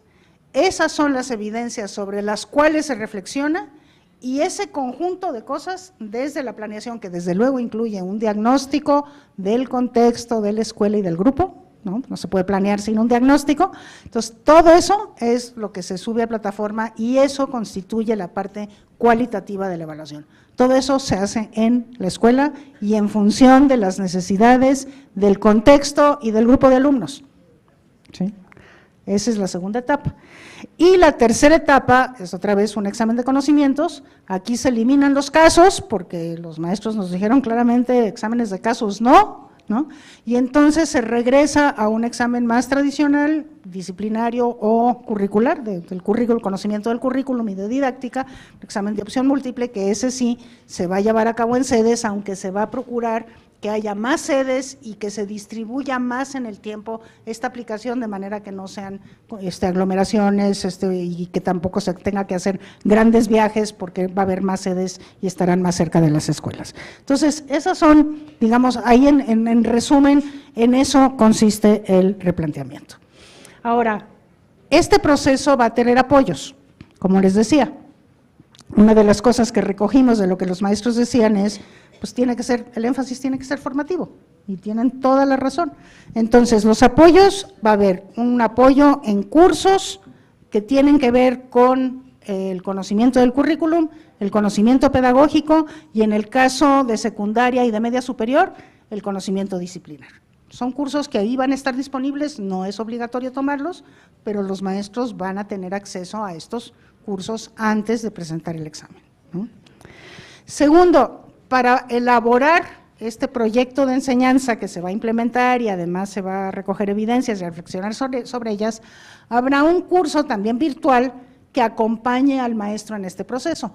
No es un curso para poder responder el examen, es un curso de cómo se planea, y el maestro lo que tiene que hacer es aplicarlo a una planeación específica, ¿no? Pero bueno, lo bueno del acompañamiento es que fortalece su capacidad de responder a la exigencia de la evaluación, pero además lo forma más en planeación. Todos los maestros están formados en planeación, pero esto fortalece la formación en planeación. Y desde luego, después de la evaluación, pues habrá como a la fecha, hasta la fecha, la formación continua que se deriva de lo que la propia evaluación identifica como debilidades o áreas de oportunidad, una formación continua en ese sentido. A ver, veamos entonces uno por uno. El informe de responsabilidades profesionales, por parte de la autoridad escolar, es este informe que viene ampliado con la identificación que hace el propio docente de sus fortalezas y de sus espacios de mejora en este proceso de cumplimiento de responsabilidades profesionales. El objetivo de este instrumento es identificar la percepción de los docentes y de los directivos escolares sobre el cumplimiento de las responsabilidades profesionales orientados al bienestar de los alumnos, al funcionamiento eficaz de la escuela y al vínculo con los padres de familia y la comunidad. Recuerden esos aspectos del perfil que tienen que ser evaluados y que son cubiertos con este instrumento. Entonces, estos son dos instrumentos administrados en línea. El docente o el directivo y su autoridad superior inmediata podrán responder los cuestionarios que estarán disponibles durante todo el periodo que comprende la evaluación, que vamos a ver ahora es un periodo largo. Luego viene el proyecto de enseñanza, como digo, el corazón de la evaluación. Esta es la parte más importante y la parte que más valor tiene, todavía no les puedo decir exactamente cómo va a estar ponderado, pero desde luego este es el corazón de la evaluación y es el proyecto de enseñanza. Esto lo que permite es formalizar algo que el docente tiene que llevar a cabo siempre, o sea, todo docente tiene que planear y todo docente tiene que implementar lo que planea y tiene que revisar cómo le fue a sus alumnos, tiene que reflexionar a partir de esos resultados que tuvo para después poder mejorar de manera continua su práctica. No es algo diferente a lo que el maestro tiene que hacer, es algo que el maestro siempre debe de hacer, planear su clase, ¿no? Entonces, lo está formalizando, es decir, le está pidiendo al maestro que sistematice eso que siempre tiene que hacer para que pueda dar cuenta de ello, pero no es algo diferente a lo que ya hace. Y desde ese punto de vista se considera pues una evaluación auténtica porque está realmente acompañando al docente en su actividad ordinaria y está llevándose a cabo en su realidad específica. Entonces, esa es la planeación didáctica. Entonces, esta planeación tiene 3 momentos. El primer momento es prácticamente el momento de planeación didáctica. Y como decíamos, lo primero que se hace es el diagnóstico. Y este diagnóstico describe el grupo, describe el entorno, las características sociodemográficas y culturales del contexto escolar, familiar, sociocultural y, como decía, las características de la escuela y del grupo. ¿Por qué? Porque ese contexto tiene que exigirle al maestro una planeación adaptada a ese contexto. ¿Sí? Es muy importante esto, porque esta es una innovación, yo no la he visto en ninguna otra parte del mundo. ¿Cómo se contextualiza teniendo un examen o un instrumento de evaluación que es igual para todo el país? O sea, este planteamiento es igual para todo el país, pero sí está contextualizado. ¿Por qué? Porque el maestro lo primero que tiene que hacer es describir ese contexto, describir su grupo, describir su escuela, y después tiene que hacer una planeación que esté adaptada a ese contexto. Tiene que demostrar que está adaptando su planeación a ese contexto, que está tomando elementos del contexto, que está, organizando sus actividades de tal manera que ese contexto sea relevante. Y a la hora de calificar, los evaluadores que califican estarán especialmente formados para calificar si el docente está siendo capaz de que su planeación esté adaptada a su contexto. Y esa es la manera como se contextualiza, es decir, es el propio maestro el que está contextualizando, pero una parte muy importante de la evaluación es si efectivamente el maestro tiene esa capacidad de adaptar a su contexto. Y esto también nos ayuda a que las planeaciones no se puedan comprar, porque por ahí ustedes están conscientes de que surgió un mercadito de planeaciones, ¿verdad? Y entonces aquí yo le vendo la planeación y esa es la que usted… Aquí no se puede porque nadie va a saber cómo son sus alumnos. El contexto específico pues es de cada comunidad, tendría que haber tantos planes como comunidades, ¿verdad? Entonces no, se va a saber luego si no fue el maestro quien hizo una planeación adaptada a ese contexto que él mismo describió. Entonces, esta es una parte fundamental y de veras yo considero que esta es una innovación, desde luego la tenemos que ir perfeccionando, tenemos que irla trabajando, tenemos que ir escuchando a los maestros cómo les fue con ella, pero me parece sumamente importante porque no se está exigiendo menos. El problema de contextualizar, ¿no?, es que podamos llegar a exigir menos a aquellos que están en contextos con mayores dificultades, ¿no?, y que se diga, no, pues como tus alumnos son pobres te voy a exigir a ti menos. Pues ahí nada más estamos reproduciendo desigualdades. Aquí no estamos exigiendo menos, los niveles de exigencia son exactamente los mismos, pero una exigencia es tu capacidad de adaptar tu planeación a tu contexto. Y esa es yo creo que una cosa muy innovadora en general, en el contexto mundial, y yo creo que en el caso mexicano, pues una respuesta que esperamos sea efectiva para esa exigencia de contextualizar las evaluaciones. Entonces, bueno, primero se describe este contexto y después se elige un aprendizaje esperado, ¿no?, y se hace una secuencia didáctica para poder lograr ese aprendizaje esperado, como digo, esa planeación adaptada al contexto. Se espera que esto dure entre 3 y 5 sesiones. Ese es el primer momento, el de la planeación.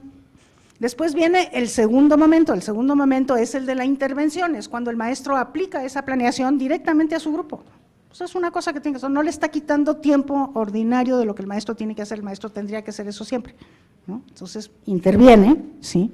Y entonces, al intervenir, pues los alumnos están haciendo las actividades, están generando materiales, hay una serie de cosas que se pueden utilizar como evidencias de aquellos resultados que tuvo el docente de su intervención planificada, ¿no? Y entonces esas evidencias, que otra vez eran de los 2 alumnos que sí lograron los objetivos y de los 2 que no lo lograron, bueno, ¿por qué no lo lograron? Y a mí cómo me cuestiona eso para modificar mi práctica futuro, que esa es la reflexión que hace. Entonces, los evaluadores van a evaluar la planeación y van a evaluar la reflexión. Y las evidencias son el referente para saber si efectivamente el maestro está evaluando, está reflexionando sobre esas evidencias, ¿no? Entonces, por eso se llama una evaluación auténtica, está ocurriendo en el lugar en donde tienen los hechos, es algo que el maestro siempre tiene que hacer, está tomando en cuenta de manera muy importante el contexto que el propio maestro está describiendo, y tenemos evidencias como resultado de una intervención sistemática, planificada, que al maestro le generan una serie de reflexiones sobre su propia práctica. Que esto es algo que tiene que ocurrir todos los días, nada más aquí lo estamos formalizando. Bueno, y el tercer momento es justamente esta reflexión sobre la práctica a partir de las evidencias recogidas. Entonces, todo eso el maestro lo sistematiza, va a haber una serie de normas de qué tan grande tiene que ser esa sistematización, de qué tan grande la planeación, etcétera, de cómo las evidencias, qué tipo de evidencias tiene que recoger. Se están ya preparando las guías para cada uno de estos momentos, que van a estar disponibles pronto en la página, y entonces, bueno, pues, sí, según esas guías y esas normas, pues ya se sube ese ejercicio completo de planeación hasta la reflexión a una plataforma y después será evaluada de manera cualitativa con una rúbrica. ¿Qué es lo que se va a evaluar? Los evaluadores van a estar formados para tomar en cuenta ¿qué? En este proceso, ¿no? Bueno, primero su capacidad de reconocer el contexto en el que está operando, las características socioculturales, sociodemográficas de la comunidad en la que trabaja o del entorno en el que trabaja. Que sea capaz de diagnosticar las necesidades de su grupo, es decir, identificar a sus alumnos, todo grupo es diverso, tenemos que saber esas diversidades cómo juegan en una planeación, yo tengo que atender a todos los alumnos, pero no a todos igual, ¿verdad? Después, la planeación acorde al grupo y al enfoque de la asignatura o del campo formativo, también acorde al contexto, como ya dije.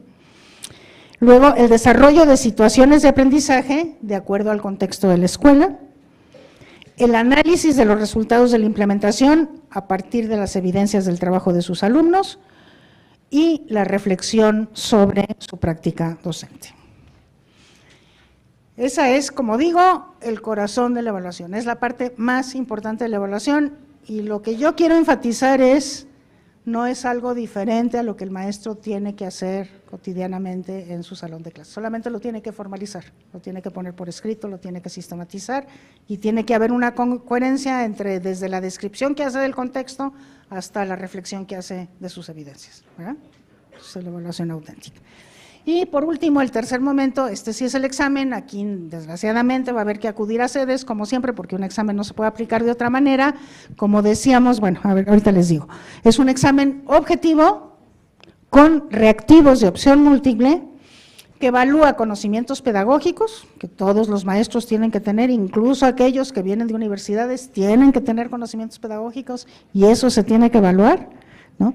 También evalúa conocimientos curriculares en el caso de preescolar y primaria, o disciplinarios en el caso de secundaria o media superior, o sea que son conocimientos también de los planes y programas de estudio de cada nivel y de modalidad educativa. Los aspectos pedagógicos a evaluar pues tienen que corresponder con los principios pedagógicos que están detrás de los programas que están vigentes. En este momento todavía está vigente el de 2011, esos serán los principios pedagógicos que rijan. Cuando se modifique el modelo educativo, pues eso se tendrá que modificar. Los docentes que consideran que necesitan apoyo para poder responder a estos exámenes podrán participar en el programa de fortalecimiento y actualización de conocimientos pedagógicos, disciplinarios o curriculares antes de presentar el examen. Habrá una oferta de cursos en este sentido y será voluntaria la presentación de estos cursos. Y los docentes que consideran que no tienen que cursar nada, o sea, que están bien formados para poder presentar el examen, no es obligatorio que se presenten. La formación continua, ¿no? Este apoyo que yo les decía que va a estar asociada a la evaluación de desempeño. Se decía que la idea es ofrecer formación antes, durante y después de la evaluación del desempeño, esto con el fin de seguir formando a los maestros de manera continua, ¿no? Tanto en sus conocimientos propiamente pedagógicos, como en sus conocimientos curriculares o disciplinarios, y en sus competencias didácticas. Y también habrá ese es el propósito, y entonces habrá una oferta para todo esto. Y también habrá, como decía ya, un curso que acompañe el proceso de planeación del proyecto de enseñanza, de la planeación del proyecto. Y aquí esto consiste en una formación secuenciada que va a apoyar la elaboración y el desarrollo del proyecto de enseñanza. Va a haber un curso en línea, pero además va a haber manuales que describan en detalle los aspectos a cubrir desde el punto de vista del contenido y del procedimiento para su entrega en la plataforma digital. El siguiente cuadro, la siguiente lámina, lo que nos muestra es cómo es la temporalidad de esto. Entonces, primero tienen ustedes esta flechita de acá que lo que muestra es que va a haber un proceso de… ¿Sabes qué? Regálame tantita agua, ¿no? Va a haber un proceso de formación previo a todo el proceso de planeación. Entonces, ahí hay un programa de… Gracias. Un programa de fortalecimiento y actualización en conocimientos pedagógicos, disciplinarios o curriculares según el nivel. Después empieza propiamente el proceso de elaboración del proyecto de enseñanza. Este proceso dura 8 semanas. Eso es bien importante hacerlo notar, o sea, no es un proceso de una sola vez que voy a la escuela y en 3 días veo cómo estás. El proceso dura 8 semanas, aquí está. Y durante esas 8 semanas habrá un curso, como ya decía, que acompañe este proceso, ¿sí? Un curso en línea con un manual, y el maestro entonces tendrá que elaborar primero el diagnóstico, después tendrá que hacer su planeación, hará la intervención, que le tomará 3 a 5 clases, y entonces esas 3 o 5 clases pueden ser en 3 o 5 semanas distintas, ¿sí? Por eso dura 8 semanas, y al final recoge las evidencias y elabora el texto de reflexión sobre esas evidencias. Y una vez que ya haya completado todo esto, entonces lo sube a plataforma en ese periodo de 8 semanas que va a empezar a correr a partir del mes iniciando el ciclo escolar, a partir del mes de septiembre. Al mismo tiempo y en paralelo, cuando el maestro considere necesario y el director pueda, en ese periodo de 8 semanas, se suben el informe de cumplimiento de responsabilidades profesionales, tanto por parte del director o del jefe directo, como por parte del docente o de quien esté siendo evaluado, ¿no? Y después de eso vendrá la etapa en sede, que es la etapa de los exámenes de conocimientos a los que ya me referí. Entonces, ese es el proceso de evaluación. Como ustedes ven, es un proceso complejo, pero pues la práctica docente es compleja, es lo que siempre hemos dicho, no podemos evaluar con un instrumento sencillo una práctica que es compleja. Entonces, este es el proceso que se está evaluando. Y en la siguiente lámina lo que tenemos es una comparación entre lo que fue el modelo 2015 y lo que es ahora el modelo 2017. Ahí podrán ver ustedes las cosas que se modifican y las cosas que se retoman, las dos cosas ocurren, ¿verdad? Y entonces, si bien antes había 4 etapas, ahora solamente hay 3 etapas. En la primera evaluación, si ustedes recuerdan, en el 2015 primero se recogían las evidencias y después se hacía la planeación. Eran 2 procesos que estaban totalmente separados, no estaban articulados para nada. Las evidencias podían ser de una cosa, la planeación podían ser de otra. Ahora eso se corrige, se hace un solo proceso que esté totalmente coordinado y que sea completamente coherente. El otro cambio es que el informe de responsabilidades profesionales ahora tiene una autoevaluación, hay un elemento adicional de autoevaluación del docente mismo, y el examen, como ya decía, también se modifica, ya no es un examen de casos, ahora es un examen nacional de opción múltiple. Yo debería de contarles muy específicamente qué va a pasar con los directores, con los ATPs, con los supervisores, con los directores académicos. Me tardaría muchísimo tiempo, creo que ya se me venció el tiempo, pero les quiero decir que en la conferencia, esta conferencia está subida a la página y ahí viene cosa por cosa. El modelo es el mismo, sí les voy a explicar un poco. Este modelo de evaluación de desempeño se aplica de la misma manera, con sus variantes desde luego, pero de la misma manera a todas las figuras educativas. En todos los casos, pasamos a la siguiente lámina, las etapas de evaluación del desempeño son exactamente los mismos. El cuestionario el informe de responsabilidades profesionales se basa en dos cuestionarios, uno que hace el jefe directo, en el caso del director va a ser el supervisor, o en el caso de los subdirectores académicos y de gestión va a ser el propio director, en el caso del supervisor va a ser el jefe de sector, ¿sí? O sea, es el jefe directo el que va a informar y cada quien va a hacer su propia autoevaluación, y eso es otro cambio al que no me referí, perdón. En el modelo anterior, ustedes recuerdan que no tenía valor este informe, simplemente tenía valor a retroalimentación, se tomaba en cuenta como algo para retroalimentar al docente. Ahora sí va a tener valor, pequeño, pero sí va a tener valor. La autoevaluación que hace el docente va a tener un valor ponderado. Todavía no se define la ponderación, eso es algo que todavía está en discusión, pero sí va a tener un valor. Entonces, esto es igual en todos los casos, ¿sí? Después viene el proyecto. Este proyecto tiene los tres momentos: el momento de la planeación, que incluye el diagnóstico, el momento de la intervención y el momento de la reflexión sobre las evidencias que se recojan. En todos los casos es lo mismo, el docente hace una planeación de una intervención en aula, el director hace una planeación que se desprende de la ruta de mejora, pero que puede ser un aspecto específico de esa ruta de mejora, y entonces lo que tiene que hacer el director es desarrollar un plan para desarrollar ese aspecto, que puede ser mucho más allá del periodo específico de la evaluación, ¿sí? Pero él tiene que decir qué es lo que va a hacer, tiene que planear lo que va a hacer y tiene que generar evidencias de esas 8 semanas en las que pudo hacer algo respecto de ese aspecto del plan de mejora.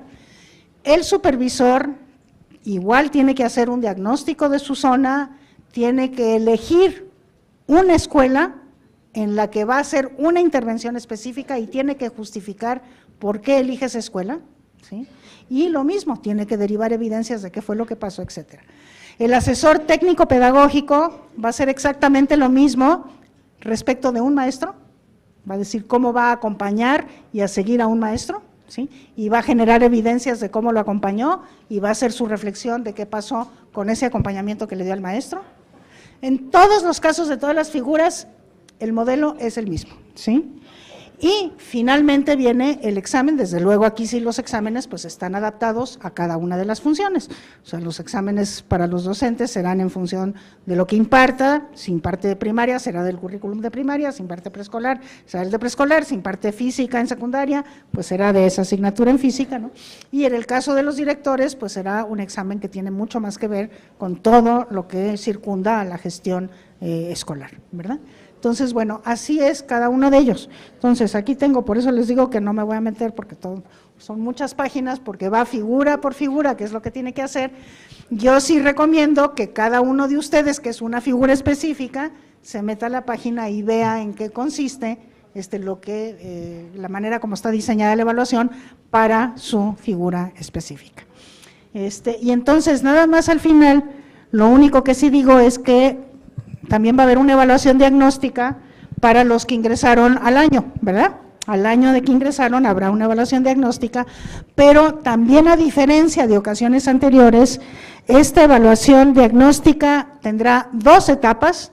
La primera es un informe de responsabilidades profesionales que responde el director, y esta es la misma que se empleará en la etapa 1 del instrumento diagnóstico. Aquí es el director el que informa sobre el desempeño de aquel que acaba de entrar. Y por otro lado, el docente que hace un año que entró, lo que hará ya no presentará ningún examen. Lo que va a hacer es responder a un cuestionario acerca de sus necesidades de formación.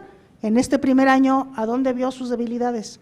¿Cuál es su propia percepción, su propia autoevaluación de las cosas que no supo hacer? Y entonces, ¿cuáles son las necesidades que él identifica de mayor formación para poder mejorar su práctica docente? Y entonces la idea es que este cuestionario retroalimente los procesos de formación que deberá de implementar la SEP. Entonces también la evaluación diagnóstica cambia en ese sentido. Y bueno, yo lo voy a dejar de este tamaño, pues no sin antes recordar pues que realmente esto es un esfuerzo. Yo creo que mejoramos muchísimo la evaluación y que lo mejoramos gracias a haber escuchado a los docentes por diferentes vías, a través de evaluaciones, a través de cuestionarios de satisfacción de la evaluación, a través de escuchar pues sus expresiones de inconformidad, ¿no? Y que en esta reformulación lo que esperamos es que efectivamente estemos fortaleciendo la función formativa de la evaluación, es decir, realmente haciendo que la evaluación sirva para algo, ¿no? Porque la evaluación por sí sola no sirve, sino que realmente esté vinculada a un proceso de formación y que finalmente lo que nos interesa es que la evaluación sea un instrumento para la profesionalización docente, convencidos de que los docentes profesionales tienen un papel que jugar en la calidad de la educación. Y con eso termino. Muchísimas gracias.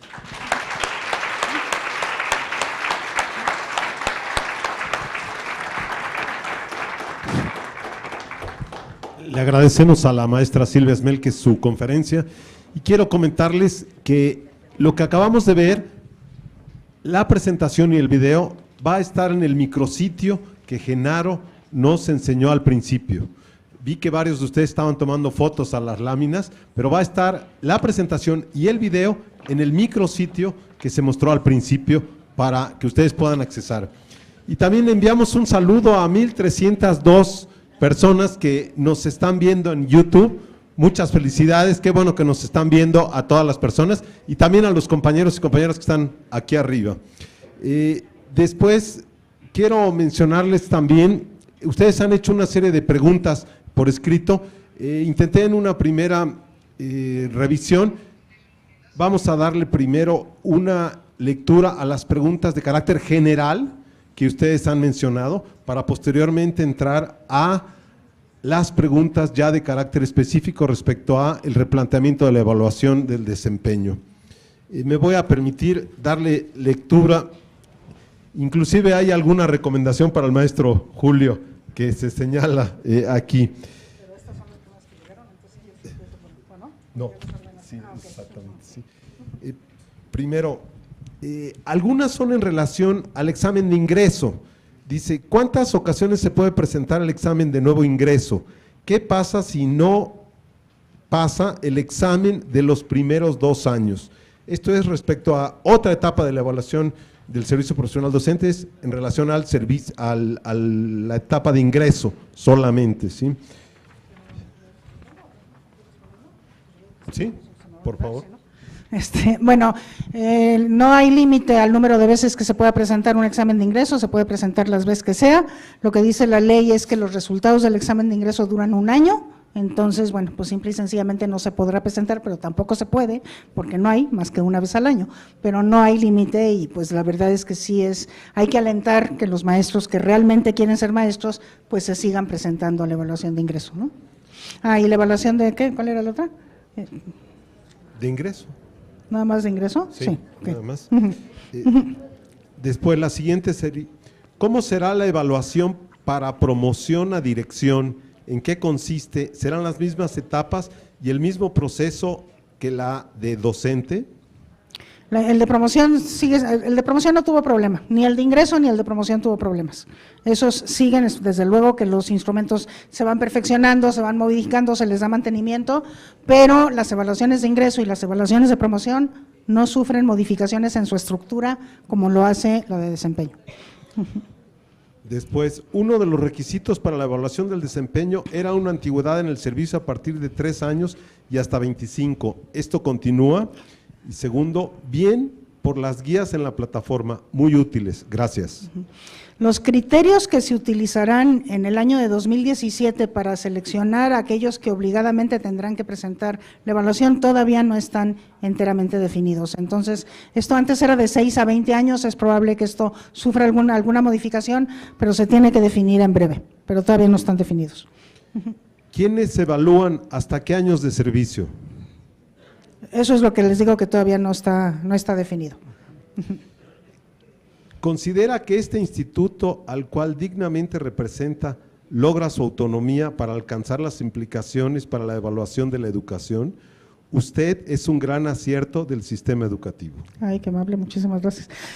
Miren, la autonomía es algo que se tiene que ir construyendo y ganando con el tiempo, ¿no?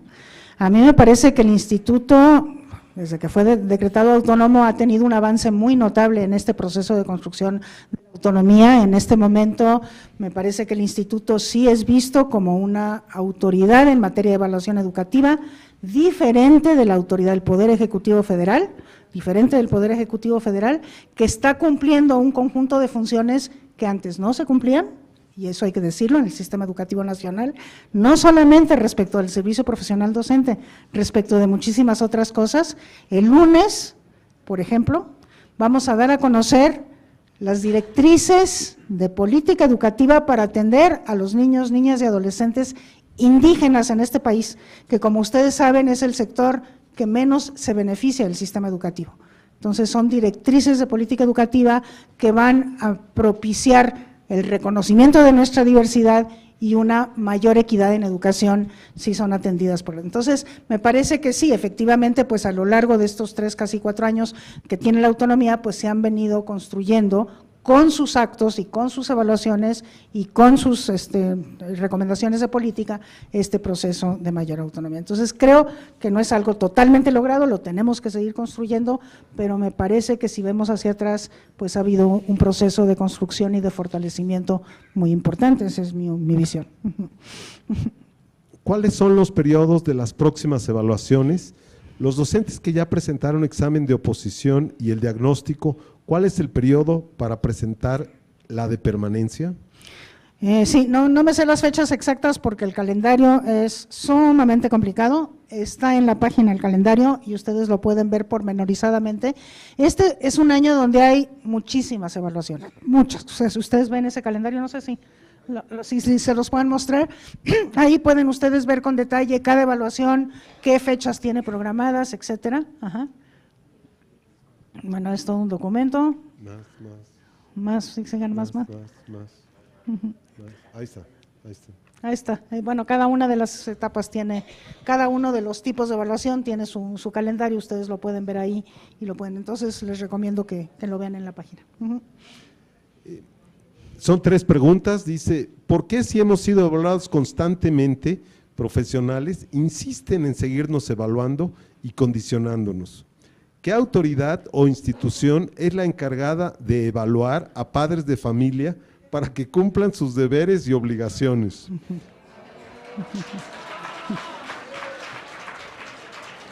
Falta una de esta persona. Tercero, ¿por qué en lugar de evaluar al docente, mejor lo capacitan, lo guían, lo acompañan, le enseñan cómo hacer y ser? Visualizar las escuelas con carencia en infraestructura y material. A ver, mi respuesta a eso. Toda profesión es evaluada, y no una sola vez, sino de manera continua. Si queremos realmente profesionalizar la profesión docente, tenemos que reconocer que también la profesión docente tiene que ser evaluada. Y tiene que ser evaluada de manera constante, y eso es lo que a todos nos ayuda a crecer, nuestras profesiones son evaluadas de manera continua. Entonces, me parece que hay muchas cosas que definen una profesión que la docente en México no cumple. Una de ellas es, antes, por ejemplo, no era evaluada, ¿no? Cuando todas las profesiones son evaluadas. Otra es, por ejemplo, una característica específica de un gremio profesional es que tenga un código de ética. Curiosamente, los docentes en México no tienen un código de ética. Si ustedes se meten a la página van a ver que los docentes en cualquier parte del mundo tienen un código de ética. Entonces, avanzar en ese proceso de profesionalización es, yo creo que aceptar que la evaluación es necesaria. La evaluación nos ayuda a crecer, es un retrato de que alguien de fuera toma de nosotros, que ve cosas que nosotros no vemos de nosotros mismos. Entonces, es algo que nos ayuda a crecer, que nos ayuda a mejorar. Los principales evaluadores en este país son los maestros que evalúan a sus alumnos todos los días, todos los años, y toman decisiones importantes acerca de esas evaluaciones. Entonces, no tienen por qué a los maestros hacerles ruido un proceso de evaluación de ellos mismos. Yo sí creo que tenemos miedo a la evaluación, me parece que es un miedo natural, explicable, pero me parece que ese miedo tiene una contraparte que son los beneficios de la evaluación, y eso es lo que no vemos. O sea, la evaluación nos ayuda a crecer tanto porque nos refleja a nosotros mismos y nosotros podemos trazar nuestra propia ruta de mejora a partir de eso, y también porque a la autoridad educativa le da los elementos para podernos apoyar, que yo coincido totalmente en eso que se dice. ¿Por qué no mejor nos acompaña, nos apoya? Eso también hay que hacerlo, hay que hacerlo de manera muy importante, y la evaluación puede informar cómo hacer eso mejor, ¿no? Entonces, bueno. Hay más de 40 preguntas, llevamos 7 apenas. Les propongo, está programado que a las 11 terminemos por el respeto al tiempo de todos. Entonces, lo que dé el tiempo en estos 20 minutos, ¿de acuerdo? La siguiente dice, siempre que la escucho se me baja la angustia. Ajá. Sin embargo, ¿qué hacer con el grado de tensión que en ocasiones los directivos llevan a los docentes a perder la calma? Miren, a mí me parece, o sea, yo digo, el miedo a la evaluación, todos lo tenemos, o sea, a mí me evalúan de manera continua y me da miedo cada vez que me van a evaluar. Y creo que es absolutamente natural que ese miedo exista. En el caso de la evaluación del desempeño docente, la evaluación del desempeño docente tiene consecuencias, hay que reconocer que las tiene porque la ley se las da y entonces es necesario reconocer que las tiene. Una evaluación con consecuencias efectivamente tiene, pues ocasiona mayor angustia, mayor miedo. Sí quiero decir que estas consecuencias son consecuencias muy livianas desde mi punto de vista, ¿no? O sea, en general, porque las consecuencias son, si no presentas la primera consecuencia, o sea, si no tienes resultados suficientes en la primera consecuencia es que la tienes que volver a presentar a la segunda. Y la consecuencia de que ahí obtengas resultados insuficientes es que la tienes que volver a presentar a la tercera. Acuérdense que entre una y otra, pues hay procesos de formación y de acompañamiento que permiten que el maestro, cuando se vuelva a presentar, pues le vaya mejor, ¿no? O sea, si realmente eso ocurrió y el maestro también se está formando a partir de lo que escuchó de su evaluación, pues le va a ir mejor. Y entonces, en 3 ocasiones, desde mi punto de vista, ningún maestro tendría que llegar a la tercera ocasión y volver a fallar, o al volver a ser insuficiente.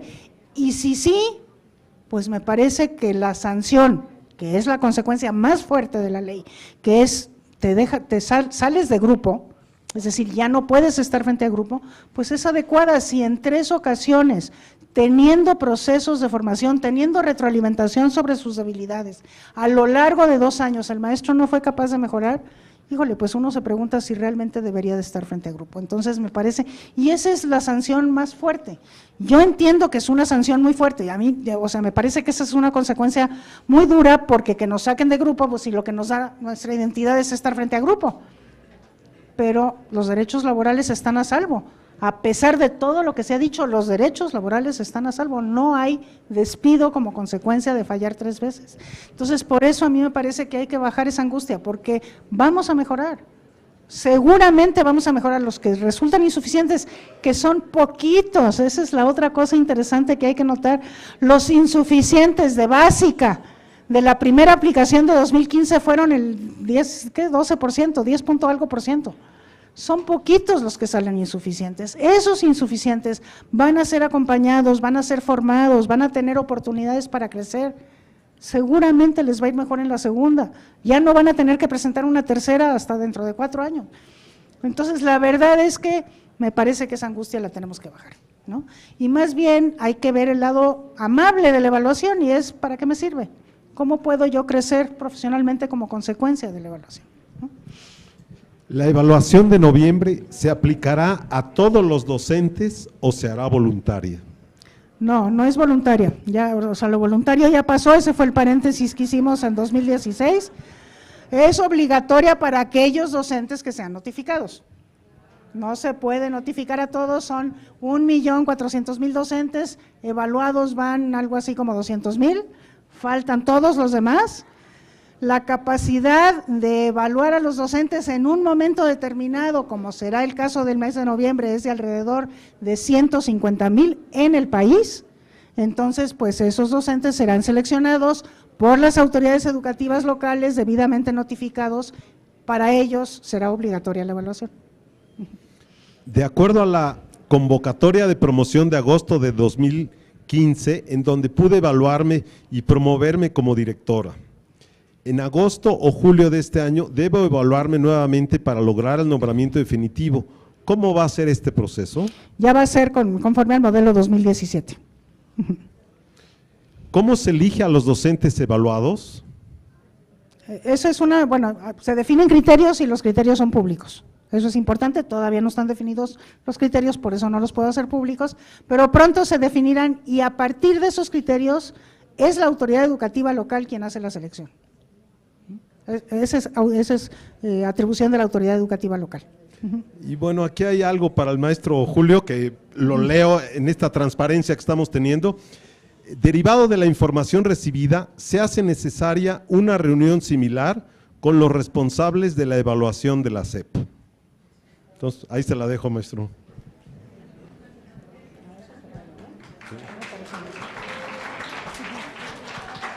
Bien, ¿permite? Sí, perfecto. Creo que es importante, tenemos que reunirnos con distintas instancias, con todas las instancias. Pero nuestro objetivo el día de hoy era que quedara muy claro, en voz de nuestra consejera presidenta del INEE, de que lo que se está buscando, y el maestro Juan Díaz de la Torre lo planteó muy claramente en todas las instancias, es de que la evaluación sea medularmente formativa. Esto es, que le vayamos quitando todo viso de acción punitiva.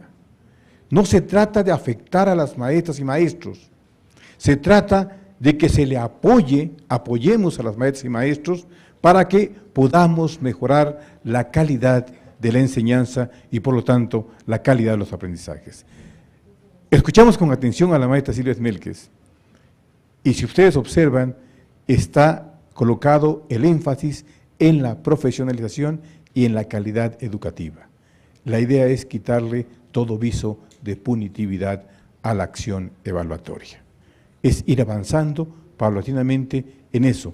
Por eso todos los apoyos, todas las guías, todos los cursos y también los cursos, maestra Silvia Smelkes, que hemos platicado a usted, los cursos que nosotros estamos realizando en la sede sindical.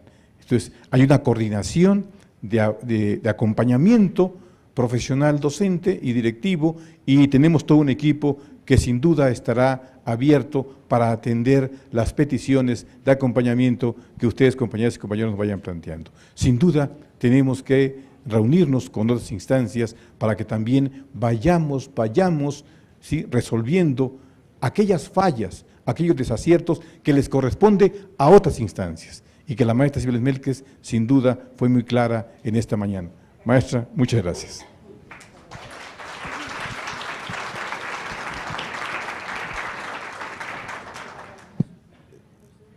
Faltan 10 minutos. No, todavía. Faltan 10 minutos. Buen día. Por lo que veo, el instituto trabaja como guía siguiendo las experiencias de Chile y de otros países. Dicho instituto tiene que trabajar de acuerdo a la realidad de nuestro país. Y aclaro, quien le puede ayudar de forma directa es el CENTE, si quieren que haya éxito en favor de la educación, ya que hoy hay presencia en todo el país para esta tarea.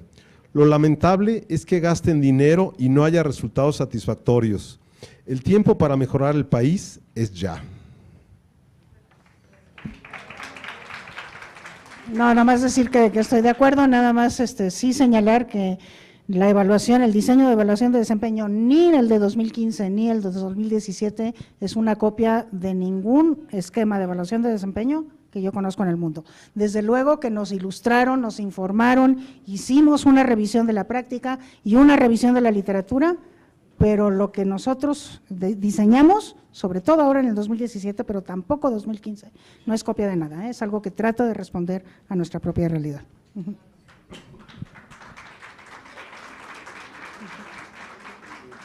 Voy a unir dos preguntas que tienen que ver con la formación. ¿Quién impartirá los cursos sobre la educación? ¿Quién impartirá la formación profesional del docente, es decir, los cursos en línea para planeación didáctica y examen de conocimientos? Bueno, eso es atribución de la Secretaría de Educación Pública. La Secretaría de Educación Pública tiene que diseñar, de la manera como ellos decidan hacerlo, estos cursos. Yo sé que en muchas ocasiones hay convocatorias a instituciones de educación superior para diseñarlos y para ponerlos en línea, pero también hay un padrón de instituciones que pueden brindar estos cursos que creo que incluyen al propio CENTE. Entonces, bueno, pues ahí estará, digamos, el menú de cursos definido de esta manera.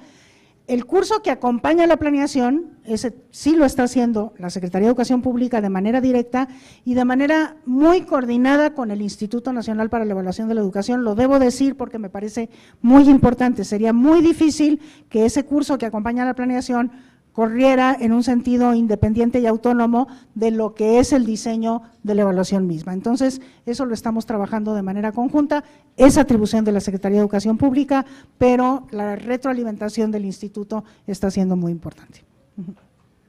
Maestra Silvia, estoy en el Centro de Atención Múltiple número 6.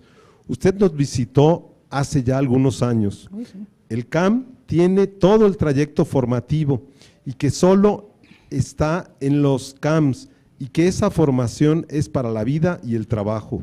Con respecto a la evaluación del desempeño contextualizada, mi autoridad de la Coordinación 3 y Dirección de Educación Especial nos ha informado que aún no hay nada contextualizado para estos técnicos docentes del taller del CAM. La pregunta es, ¿en esta evaluación ya estamos considerados?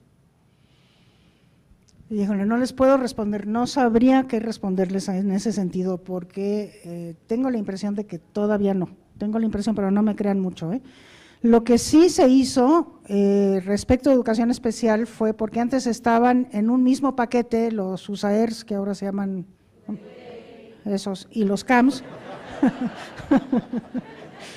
estaban en el mismo paquete cuando pues sus funciones son enteramente distintas. Entonces la evaluación de desempeño de los docentes de CAMS tendrá que ver mucho con el esquema que acabo de mencionar, mientras que los de la UAE, lo que ellos, ¿cómo?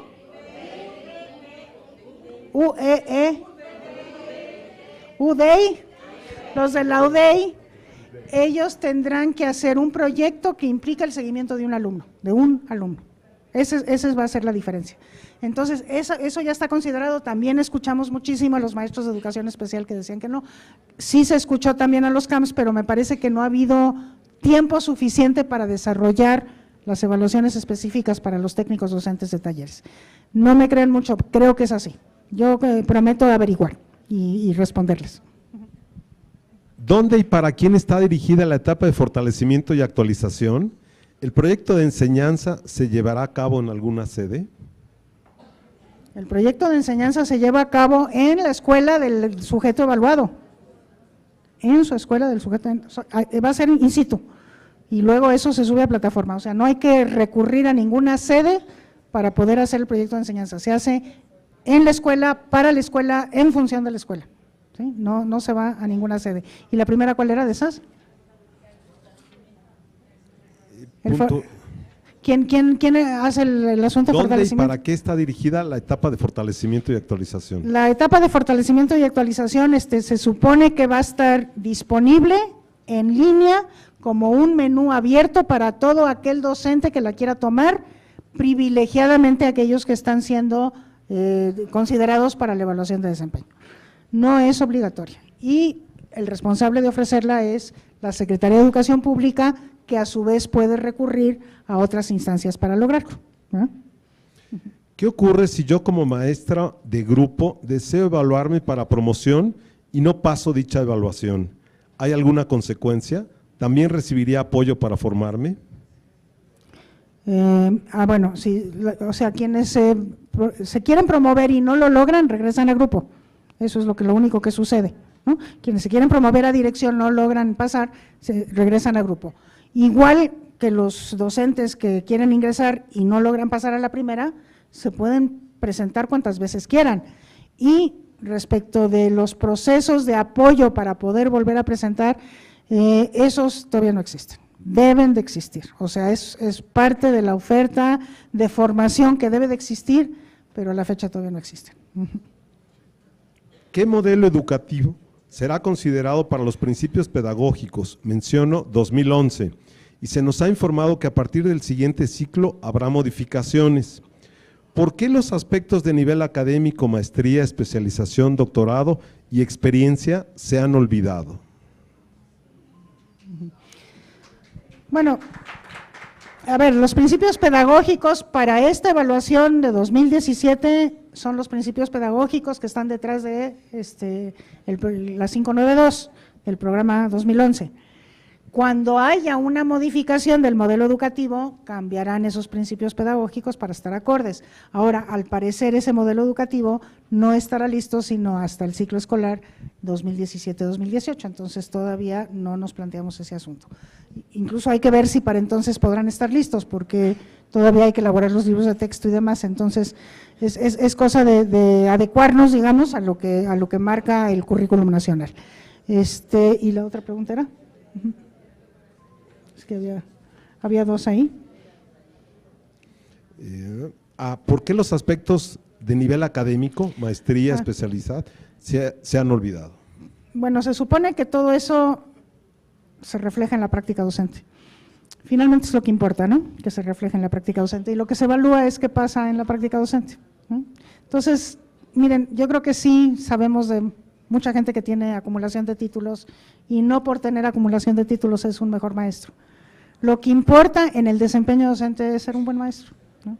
Entonces, ojalá pues, las maestrías y los doctorados y todo eso pues faciliten el trabajo del maestro para presentar su evaluación de desempeño, porque se tiene que reflejar en práctica docente. Pues agradecemos mucho a todos ustedes la serie de preguntas. Desgraciadamente el tiempo es muy corto. Muchas gracias a todos ustedes por su participación y les cedería la palabra al maestro Julio, por favor.